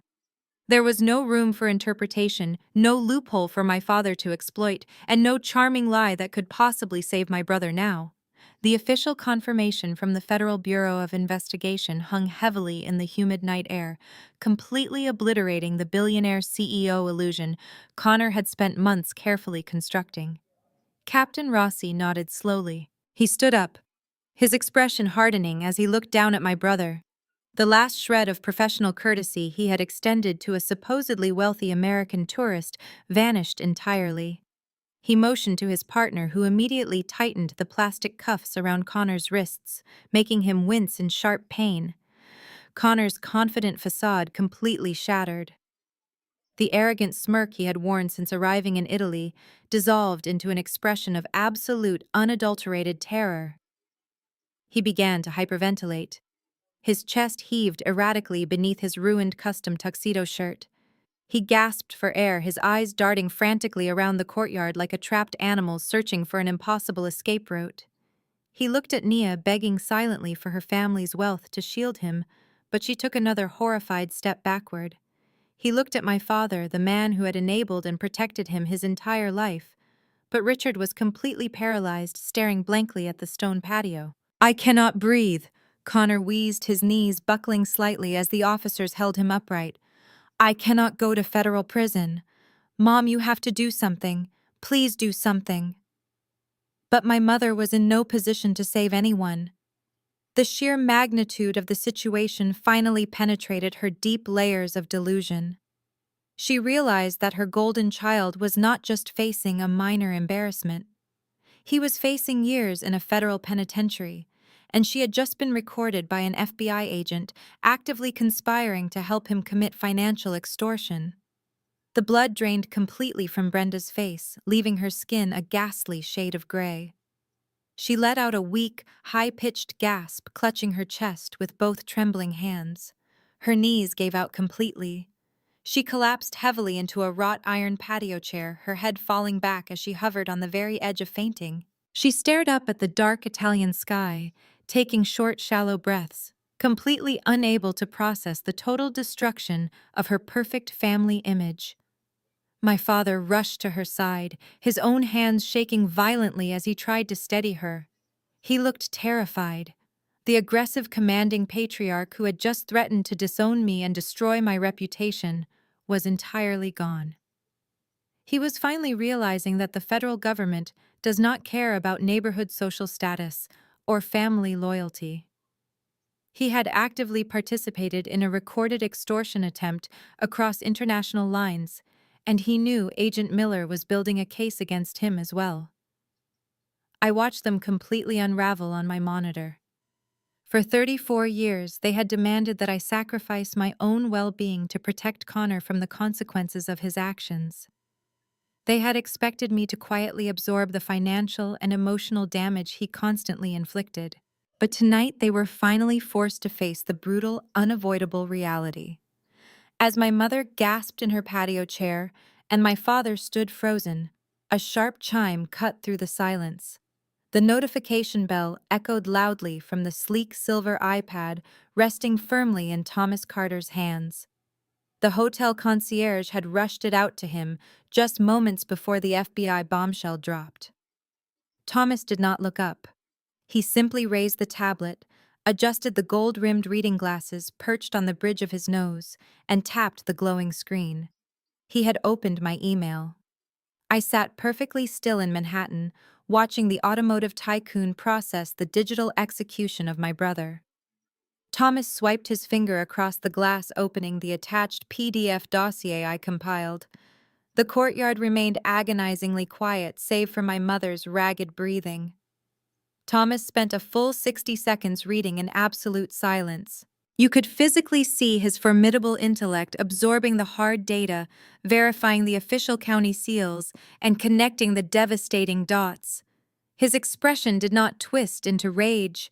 Instead, it hardened into a mask of pure, terrifying clarity. He was a man who built a billion-dollar empire by reading complex contracts, and he immediately recognized a bulletproof audit when he saw one. Naya took a hesitant step toward him, her hands trembling as she clutched the lapels of her bridal robe. "Daddy," she whispered, her voice barely audible. "What does it say? Who is emailing you right now?" Thomas slowly lowered his reading glasses, letting them hang from the gold chain around his neck. He looked directly at Connor, who was now weeping openly while being restrained by the carabinieri. "The email is from Gwen Thomas," announced his deep voice, carrying a lethal, booming resonance that demanded total submission from everyone present. "It is a comprehensive forensic audit of your fiancé's financial portfolio. And it appears the man you are about to marry is not a self-made corporate titan. He is an unemployed, destitute criminal who has been living entirely off the charity and stolen credit of the sister he just called mentally unstable." Nia gasped, shaking her head in frantic denial. "No, that is impossible," she stammered, pointing a manicured finger at Connor. "He showed you the corporate lease. He showed us the tax returns. He showed us amateur forgeries." Thomas corrected her, sharply raising the iPad so she could see the glowing screen. "According to these official federal background checks and verified tax records, Connor has not held a legitimate job in over 36 months. He does not own a forensic accounting firm. He does not sit on a corporate board. His actual credit score is an abysmal 420. He is completely broke." Connor squeezed his eyes shut, turning his face away from the blinding light of the truth. But Thomas was just getting started. He scrolled to the next page of the dossier, determined to expose every single lie. 48 hours ago, while you two were enjoying a luxury hotel suite in Milan, Connor illegally obtained his sister's social security number. Thomas read aloud, his voice dripping with absolute disgust. He submitted a fraudulent application for an unsecured personal loan of $150,000. The IP address on the submitted application perfectly matches the wireless network of the Milan hotel. He used that stolen money to fund this entire wedding. The checks bounced because his sister's automated fraud protection flagged the federal crime. My father tried to speak, raising a weak hand. "Thomas, please," he croaked. "We can explain everything. It was just a desperate mistake." Thomas turned his piercing gaze toward my father, shutting him down instantly. "Do not insult my intelligence, Richard," he snapped. "You are just as complicit, and you are also completely homeless, because the final document in this file is a certified property deed." Thomas swiped to the last page. To secure this fraudulent loan, your son submitted a forged power of attorney to leverage a second mortgage on your colonial house in New Jersey. But he could not legally do that because you do not own that house. Gwen bought it out of foreclosure 5 years ago. Your son just tried to put a lien on property that legally belongs to the woman you just threatened to disown. The magnitude of the betrayal finally hit Naya with full force. Her mouth fell open in sheer horror. Her jaw literally dropped as she stared at the sniveling handcuffed man she had almost pledged her life to. The billionaire illusion was completely dead, replaced by the ugly, undeniable reality of a pathological con artist who had risked his own parents' shelter for a taste of luxury. He had manipulated her heart and her family's trust to orchestrate the most elaborate financial scam of his pathetic life. The absolute silence that followed Thomas Carter's declaration was shattered by the sound of a sharp, stinging slap. Nia stepped forward, her hand moving so fast it was a blur on my monitor, and struck Connor directly across his tear-stained cheek. The sharp crack echoed through the courtyard, making even the Italian officers flinch. Connor recoiled, his head snapping to the side, but the plastic cuffs prevented him from defending himself. "You lied to me!" Nia shrieked, her voice completely devoid of its former aristocratic elegance.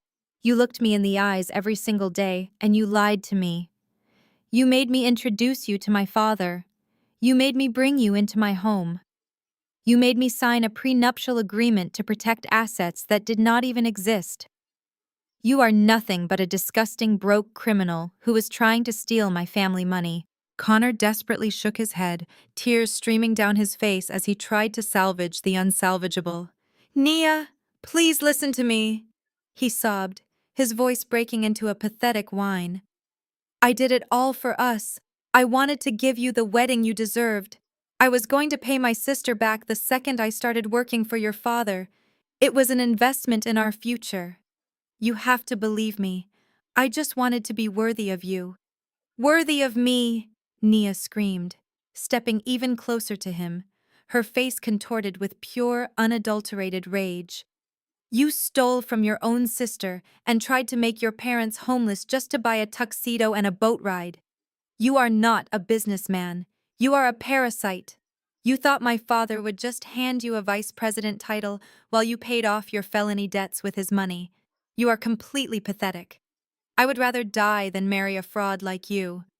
My mother, who had been gasping in the patio chair, suddenly found a final surge of defensive adrenaline. Seeing her precious golden child being verbally annihilated by his former bride snapped her out of her stupor. She staggered to her feet, her face flushed with a desperate, irrational anger.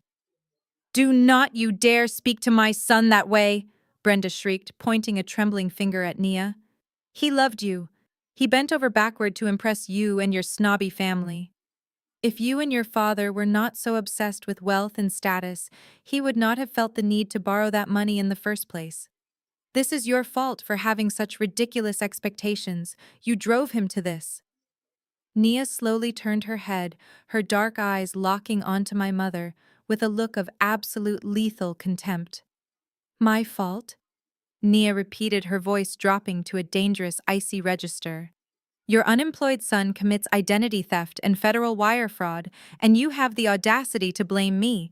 You are just as delusional as he is. No wonder he turned out to be a pathological liar. He learned it from a mother who covers up his crimes and blames everyone else for his massive failures. You are a terrible mother, and your entire family is an absolute joke." My father stepped forward, his fists clenched at his sides. "That is enough," Richard barked, trying to reclaim some semblance of patriarchal authority. "You will not insult my wife." Thomas Carter immediately stepped squarely between my father and Nia, his massive frame completely blocking Richard from advancing any further. "You do not get to give orders here, Richard," Thomas warned, his voice rumbling like an approaching thunderstorm. "Your wife just blamed my daughter for your son's felony.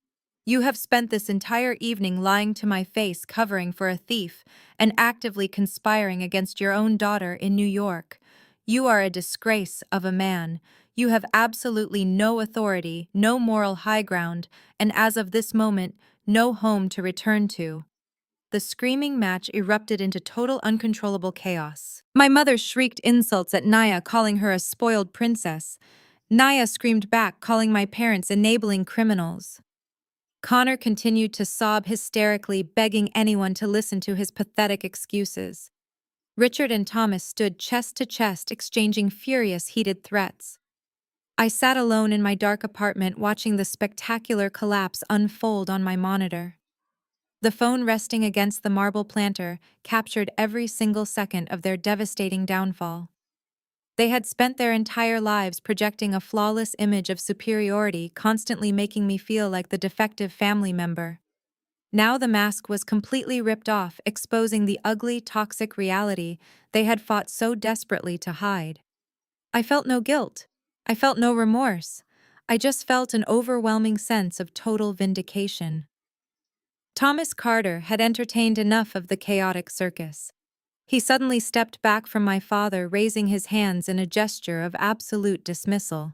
He adjusted the lapels of his tailored dinner jacket, smoothing out the invisible wrinkles caused by the proximity to my enraged, red-faced father. Enough, Thomas boomed, his voice slicing through the cacophony of shrieks and insults like a sharp blade. The courtyard instantly fell dead silent. My mother clamped her mouth shut, and Nia took a step backward to stand firmly behind her father. Thomas turned his attention entirely away from my pathetic family and looked directly at Captain Rossi, who was standing by patiently with his officers.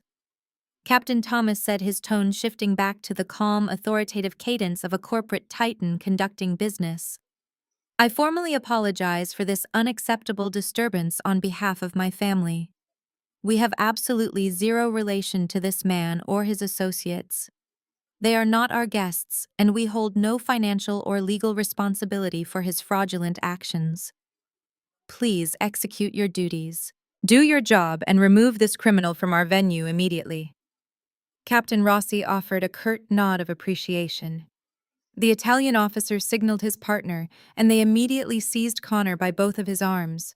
The reality of Thomas Carter's dismissal hit my brother like a physical blow. The billionaire's safety net was completely gone. "Wait, Thomas, please." Connor screamed, his voice pitching upward into a terrified, animalistic wail. "I can fix this. I can explain the paperwork. Just give me one more chance." But Thomas did not even grace him with a backward glance. The officers dragged Connor roughly across the cobblestone courtyard toward the waiting transport van. Connor dug the heels of his expensive leather shoes into the stone, frantically trying to resist the overwhelming physical force of the authorities. The plastic cuffs dug deeply into his wrists, but he fought like a drowning man. "Mom," he shrieked, twisting his head to look back at the patio. "Mom, do not let them take me. Call the embassy. Call a lawyer. Mom, help me." Brenda lunged forward, letting out a horrific, ear-piercing scream. She reached out with trembling hands, desperately trying to grab the torn fabric of his custom tuxedo. But the second Italian officer easily stepped into her path, holding up a firm hand and warning her in strict English to step back or face immediate arrest for interfering with an active police investigation. My mother collapsed back into the wrought iron chair, burying her face in her hands and sobbing uncontrollably. My father stood frozen, watching the absolute destruction of his legacy play out under the harsh glare of the red and blue strobe lights. Thomas turned to his daughter, his expression softening only slightly. "Nia," he commanded gently but firmly. "Go upstairs to the penthouse suite right now, gather your belongings, and pack your bags. We are leaving this island tonight. The wedding is completely officially cancelled. I will have the concierge arrange for our private jet to be prepped for an immediate departure back to Atlanta. Do not leave a single item behind." Nia nodded, pulling her silk bridal robe tightly around her shivering frame. She cast one final, disgusted look at the hysterical man she had almost married, completely shedding any lingering attachment to the pathetic fraud. "Yes, Daddy," she whispered quickly, turning on her heel and marching toward the grand staircase of the luxury villa without looking back. She was walking away from the wreckage of my brother's lies, returning to the impenetrable fortress of her real wealth, leaving my fake billionaire brother to face the brutal consequences of his actions entirely alone. The Italian officers finally muscled Connor to the back of the heavy transport van. They shoved him forward, forcing his head down as they pushed him violently into the dark metal cage of the vehicle. His desperate, agonizing screams echoed from inside the metal box, begging for our mother, begging for Nia, and finally begging for me to save him. But his pleas were abruptly silenced as Captain Rossi slammed the heavy steel doors entirely shut. The metallic clang signaled the absolute end of his extravagant charade. The police officer walked around the side of the vehicle, climbed into the driver's seat, and ignited the engine. The flashing blue light swept across the stone arches of the villa one last time as the van slowly pulled out of the grand driveway, carrying the golden child toward a cold, foreign jail cell. The courtyard descended into an eerie, suffocating silence. Thomas walked away, disappearing into the hotel lobby without another word. The remaining hotel staff quietly retreated into the shadows. My parents were left completely alone in the absolute center of the dark patio. For a long time, neither of my parents moved. They just stood there in the center of the dark patio, surrounded by the extravagant floral arrangements and imported silk drapery that Connor had tried to buy with my stolen identity. The gentle breeze coming off Lake Como rustled the leaves of the olive trees, but the luxurious atmosphere had completely vanished. It was replaced by the cold, hard reality of their absolute ruin. I watched through the dropped phone as the heavy glass doors of the hotel lobby suddenly slid open. Thomas Carter marched out, followed closely by Nia and a team of private security guards carrying their matched designer luggage. Nia had changed out of her silk bridal robe and was now wearing a stark black travel suit, looking as if she were attending a funeral instead of leaving her own wedding. She did not even glance in the direction of my parents. She walked straight past them, her chin held high, and climbed into the back of a waiting black sport utility vehicle. Thomas paused just before getting into the car. He looked at my father one last time. His expression held no anger anymore, only profound pity. "Good luck," Richard Thomas said, his voice flat and dismissive. "You are going to need it." He climbed into the vehicle, and the heavy doors slammed shut. The convoy of luxury cars pulled away from the villa, heading directly for the private aviation terminal at the airport. They were flying back to Atlanta, leaving the nightmare entirely behind them. My parents were now completely abandoned. But their nightmare was just beginning. The hotel manager stepped out onto the patio, flanked by two large security guards. He was a tall, imposing Italian man who was clearly furious about the bounced checks and the police presence ruining the reputation of his elite establishment. "Mr. and Mrs." the manager said, his English heavily accented, but perfectly clear. "The accounts are frozen. The wedding is cancelled. Your luxury suites are no longer paid for. I need you to gather your personal belongings and vacate the premises immediately. You have 20 minutes before I have my security team escort you off the property." My mother let out a fresh sob, clutching her chest. "But where are we supposed to go?" she pleaded, tears streaming down her face. "It is the middle of the night. We do not have a car. Our son is in jail." "That is not my problem," the manager replied, crossing his arms over his chest. "This is a private hotel, not a charity. 20 minutes. He will make sure you leave." The manager turned on his heel and walked back inside, leaving the security guards standing at the door with their arms crossed. My father stood frozen, his face pale and slick with sweat. He reached into his pockets, pulling out his wallet. His hands shook as he opened it. I knew exactly what was inside. Nothing. My parents had flown to Italy, relying entirely on the illusion of Connor's wealth. They had assumed the billionaire CEO would cover every single expense, including their flights, their meals, and their accommodations. They had maxed out their own meager credit cards just to buy their formal wear for the weekend. They were stranded in a foreign country with no hotel room, no rental car, and absolutely no money to buy a plane ticket home. Slowly, my father's eyes drifted downward. He saw his phone still resting against the marble planter. He remembered that the FaceTime call was still active. He remembered that the daughter he had just threatened to disown was still watching every single second of their humiliating downfall.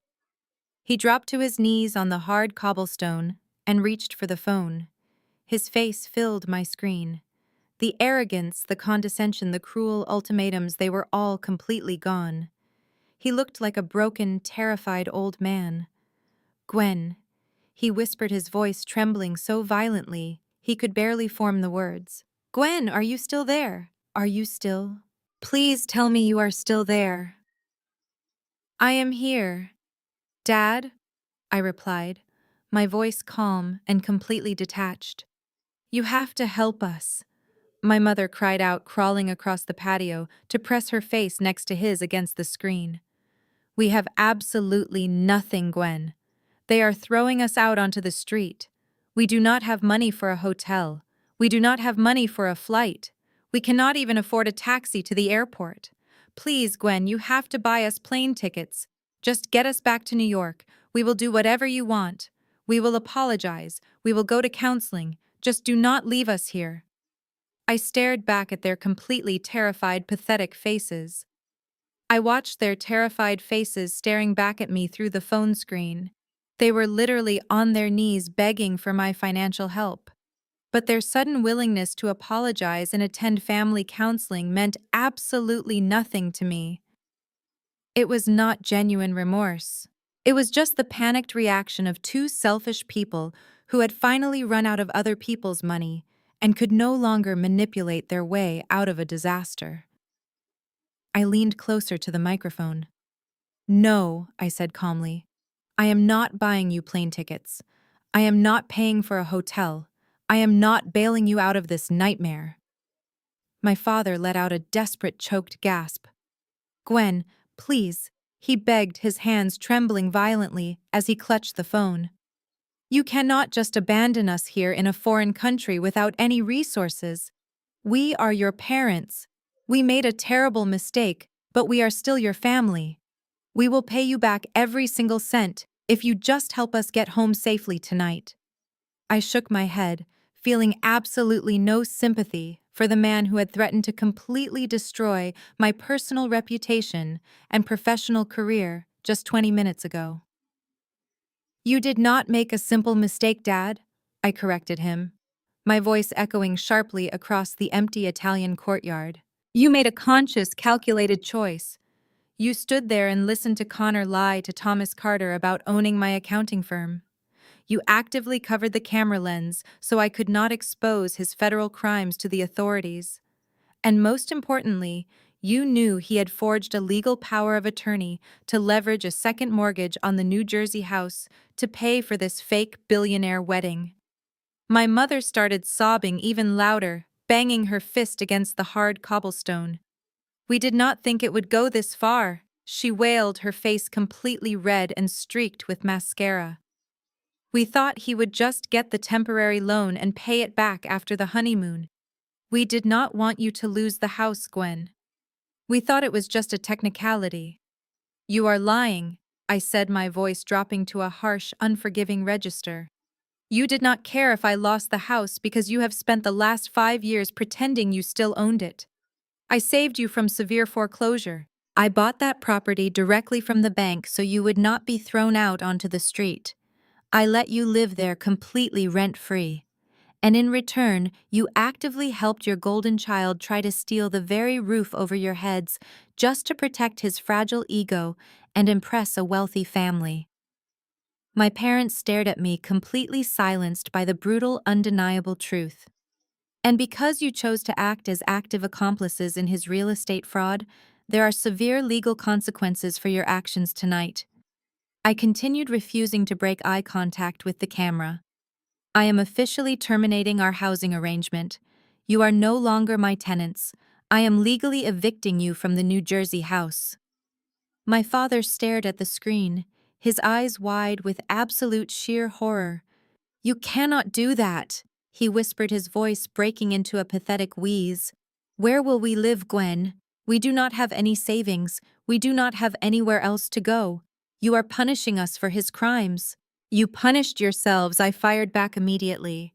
You have exactly 30 days from tomorrow morning to completely vacate the premises. My real estate lawyer will be posting the official 30-day eviction notice on the front door by noon tomorrow. If your belongings are not entirely removed from the property by the absolute deadline, I will have the county sheriff physically change the locks and throw everything you own into the street. I will not give you a single extension under any circumstances. Seeing that begging was no longer working, my mother's true toxic nature instantly resurfaced. She stopped crying and glared at the phone. "You are a cold, heartless monster," she hissed, venom dripping from every single word. "You are intentionally leaving your elderly parents stranded in Italy just to prove a point. You are going to burn in hell for treating your own blood this way." I smiled, feeling a massive heavy weight finally lift off my shoulders. "You wanted to gamble with my property to buy your son a luxury boat ride and impress a billionaire," I stated firmly. "Well, you just lost that stupid gamble entirely. You can figure out how to get back to America on your own without my credit cards. You have 30 days. I highly suggest you start packing immediately." I reached forward and permanently ended the call, leaving them in darkness. 3 weeks passed since that fateful night in Italy. The massive international scandal had completely decimated the fragile illusion my family had spent decades building. Connor did not experience a miraculous last-minute rescue. Without any massive wealth or my stolen credit to shield him, my brother was forced to navigate the incredibly slow and unforgiving Italian legal system entirely alone. He spent 21 agonizing days sitting in a cramped foreign holding cell, waiting for his diplomatic paperwork to process. Then the extradition order was finally approved by the European authorities. He was placed on a commercial flight back to the United States surrounded by armed federal marshals. He landed at John F. Kennedy International Airport on a rainy Tuesday morning. There were no flashing cameras or adoring crowds waiting to welcome the successful chief executive officer home. Instead, Special Agent Miller and a team of federal agents were standing right at the arrival gate. The moment Connor stepped off the jet bridge, he was immediately taken into federal custody. They stripped him of his expensive tailored clothes and placed him in a standard orange jumpsuit. He was formally charged with aggravated identity theft, interstate wire fraud, and international extortion. The billionaire entrepreneur was now simply federal inmate number 7492. My parents experienced a completely different but equally devastating downfall. After I hung up the phone that night, the Italian hotel manager kept his promise. He had his private security team physically escort my parents off the luxury property, leaving them standing on the dark cobblestone street with nothing but their designer luggage. They spent their first night sleeping on hard plastic chairs in a local train station. They quickly realized that their arrogant attitudes and aggressive demands meant absolutely nothing without money to back them up. To survive, they were forced to walk into a pawn shop in Milan and sell their most prized possessions. My father had to hand over his vintage gold Rolex watch, and my mother had to part with her diamond-encrusted Cartier bracelet. They sold the luxury items for a fraction of their actual value, just to secure enough cash for 2 one-way tickets back to America. The parents who had bragged about flying on a private jet were forced to sit in cramped middle seats in the very last row of a discount economy airline right next to the lavatory. They spent 14 hours flying across the Atlantic Ocean, surrounded by crying infants and stale air, completely humiliated and utterly defeated.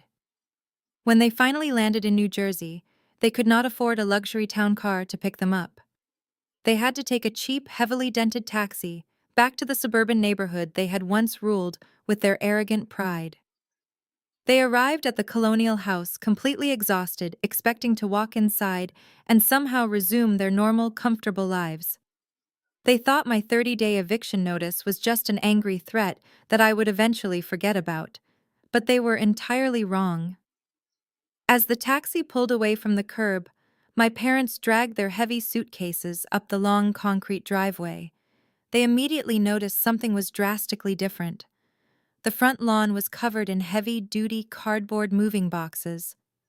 I had not waited for them to slowly pack their belongings at their own leisure. I had hired a professional moving company and a local legal representative to facilitate the immediate packing of the property. Dozens of perfectly sealed brown boxes were stacked neatly on the front porch. My father rushed up the porch steps and frantically jammed his brass key into the front door. It did not turn. The locks had already been completely changed by my real estate lawyer. An official bright yellow legal notice was securely taped to the front door, confirming the eviction process was actively in motion. They were officially locked out of the home they had tried to steal from me. My mother dropped her designer handbag onto the wooden porch and stared at the towering wall of cardboard boxes. The reality of their situation finally crushed the last remaining ounce of her delusion. They had absolutely no money. They had absolutely no home. Their golden child was currently sitting in a federal detention center facing a decade behind bars. And the daughter they had treated like a disposable bank account had finally cut them off completely. My father slumped against the locked door, sliding down until he was sitting on the porch staring blankly at the quiet suburban street. They had gambled everything to protect a lie, and they had lost everything in the process. There was no one left to call. There was no one left to manipulate. The devastating consequences of their own toxic actions had finally arrived. While my father remained paralyzed on the concrete porch of the house they no longer owned, my mother refused to accept total defeat. Brenda spent 34 years manipulating me with tears and weaponized guilt, genuinely believing she could do it one last time. Exactly 4 days after their utterly humiliating return from Italy, she boarded a train directly to Manhattan. She was no longer wearing her designer jewelry or expensive silk blouses. She looked completely disheveled, her hair unkempt, and her posture sagging under the immense weight of her new reality. She marched through the revolving glass doors of my corporate office building in the financial district, expecting to bypass the front desk and storm directly into my accounting department. She planned to create a massive public scene, crying hysterically in front of my colleagues until I surrendered out of sheer embarrassment. She thought public humiliation would force me to open my wallet and save them, but she severely underestimated how completely I secured my perimeter. Before she could take 10 steps across the polished marble floor toward the elevator banks, 2 broad-shouldered security guards stepped directly into her path. I explicitly anticipated her arrival. I provided the front desk with a high-resolution photograph of her face and strict instructions to deny her entry under any circumstances. Brenda began to shout, pointing a frantic finger toward the ceiling, demanding to see her daughter. The head of security immediately keyed his radio, notifying me that an unauthorized individual was causing a disturbance in the main lobby. I did not panic. I simply saved my spreadsheet, stood up from my desk, and took the elevator down to the ground floor. When the silver doors slid open, I saw her struggling against the guards, her voice echoing loudly off the high ceilings. She looked small, desperate, and entirely powerless. I walked calmly across the lobby, my heels clicking sharply against the marble, projecting an aura of absolute untouchable authority. "Gwen!" She cried out the second she saw me, immediately launching into her rehearsed performance. She forcefully shoved past the security guards, tears rapidly welling in her eyes as she reached out to grab my arms. "Please, you have to call off the lawyers. Your father is sleeping on a mattress on the floor of a cheap motel. Connor is calling us collect from a federal prison phone, crying because he is terrified. We have absolutely nothing left. You made your point. You won. Now please just be the bigger person and help your family." I stopped exactly 3 feet away from her, keeping my hands firmly clasped at my sides, refusing to let her touch me. I did not flinch, and I did not offer a single ounce of comfort. Her tears, which used to trigger a severe panic attack in my chest, now meant absolutely nothing. I looked at her with the cold detachment of an auditor reviewing a fraudulent tax return. "I am not here to be the bigger person, Mom," I said, my voice cutting through her theatrical sobbing with surgical precision. "I am here to deliver your final paperwork." I reached into my tailored suit jacket and pulled out a thick, sealed manila folder. I held it out toward her. She stared at it, her hands trembling as she slowly took it from my grasp. She opened the flap, her eyes darting across the heavily redacted legal jargon on the first page. That is a court-ordered injunction, I explained, ensuring my voice was loud enough for the security guards to witness the exchange. It is a legally binding restraining order. You and Dad are strictly prohibited from contacting me by phone, email, or physical proximity. You are not allowed within 500 feet of my apartment, and you are permanently banned from this corporate building. If you attempt to ambush me at my workplace again, the guards have explicit permission to arrest you for criminal trespassing and harassment. Her jaw dropped, the remaining color draining rapidly from her shocked face. But the hits were still not over. "Turn to the second page," I commanded coldly. She flipped the heavy parchment, staring blankly at a bill of sale. "I officially sold the New Jersey property yesterday to a corporate real estate developer," I stated, delivering the final devastating blow to her shattered ego. "The house will be completely demolished next week to make room for a commercial parking lot. Your neighborhood kingdom is gone forever. You chose to protect a criminal, and this is the absolute final consequence of your toxic loyalty. Have a nice life now, Brenda." Without waiting for another response, I finally turned my back on her and confidently walked away into the elevator, completely severing the parasitic tie between us for good.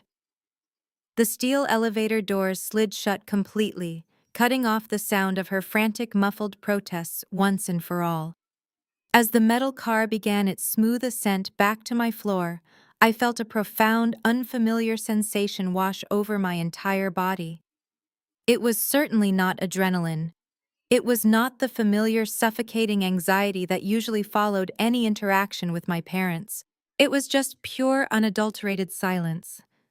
For 34 years, my brain had been held hostage by a constant, chaotic frequency of demands, guilt trips, and manufactured emergencies. I was conditioned to brace for the next financial disaster, the next tearful phone call, the next unhinged scheme to save my brother from his own catastrophic choices. But as I stepped back into my accounting department and sat at my desk, that frequency was permanently turned off. The parasitic tie was severed. The psychological warfare was officially over. Fast forward a few weeks, and that silence has become my new, beautiful reality. I am currently sitting in the living room of my Manhattan apartment, holding a warm ceramic mug of freshly brewed coffee. The morning sunlight is streaming through the large floor-to-ceiling windows, casting a golden glow across the hardwood floors. There are no frantic text messages blowing up my phone. There are no voicemails from blocked numbers threatening my career or demanding my savings. The absolute stillness of my home is a stark, glorious contrast to the dark cobblestone courtyard in Italy, where my family's entire empire of lies finally collapsed and burned to the ground. I take a slow, deliberate sip of my coffee, savoring the rich, dark roast, and I look out at the sprawling city skyline. I finally own my space, my money, and my life. The legal fallout from Connor's international crime spree moved swiftly, unhindered by my parents' desperate attempts to spin a new narrative. Without my bank accounts to fund a high-powered defense attorney, Connor was assigned a heavily overworked public defender. Faced with the overwhelming bulletproof mountain of digital evidence I handed over to Special Agent Miller, the prosecution offered absolutely no leniency. Connor accepted a harsh plea deal to avoid a lengthy, humiliating federal trial. He is currently serving a mandatory minimum sentence of 7 years in a medium-security federal correctional institution in Pennsylvania. There are no custom-tailored tuxedos or luxury boat rentals in his immediate future.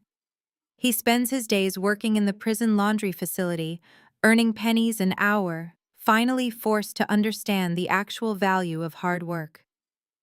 As for Richard and Brenda, their reality is equally bleak. The New Jersey house was completely leveled, replaced by a massive concrete foundation for the new commercial parking structure. Stripped of their stolen suburban kingdom and the facade of immense wealth they worshipped, they were forced to relocate to a tiny run-down one-bedroom apartment in a massive complex on the outskirts of the city. They work minimum wage retail jobs to afford their basic groceries, alienated from the elite social circles they once desperately tried to impress. They have no contact with the Carter family, no contact with their golden child, and absolutely no contact with me. They gambled their entire livelihood on a sociopathic liar, and the house always wins. Sitting here now, I feel absolutely no remorse. Society heavily conditions us to believe that blood is thicker than water, that we must endlessly forgive and unconditionally support the people who share our genetics, regardless of how deeply they abuse our trust. We are taught to be the bigger person, to absorb the financial and emotional blows to keep the peace. But I finally realized that keeping the peace for them meant living in a constant state of war with myself. They did not want a daughter. They wanted a compliant, silent ATM machine to fund their delusions. I did not destroy the family. I just stopped funding the illusion of one. The moment I stopped paying the admission fee, the entire theater production immediately shut down. I chose my own financial survival, my own mental health, and my own hard-earned career over their toxic, parasitic loyalty. I chose the cold, hard truth over a comfortable, expensive lie. And it was the absolute best decision I have ever made in my entire life. Please share your own personal thoughts below with me. I read every single story, and I know I am not the only person who has survived this kind of nightmare. It is time we stop feeling guilty for protecting ourselves. Have you ever had to choose between your own financial survival and family loyalty? Let me know in the comments. Thanks for watching, and remember, DNA doesn't give anyone a free pass to your bank account.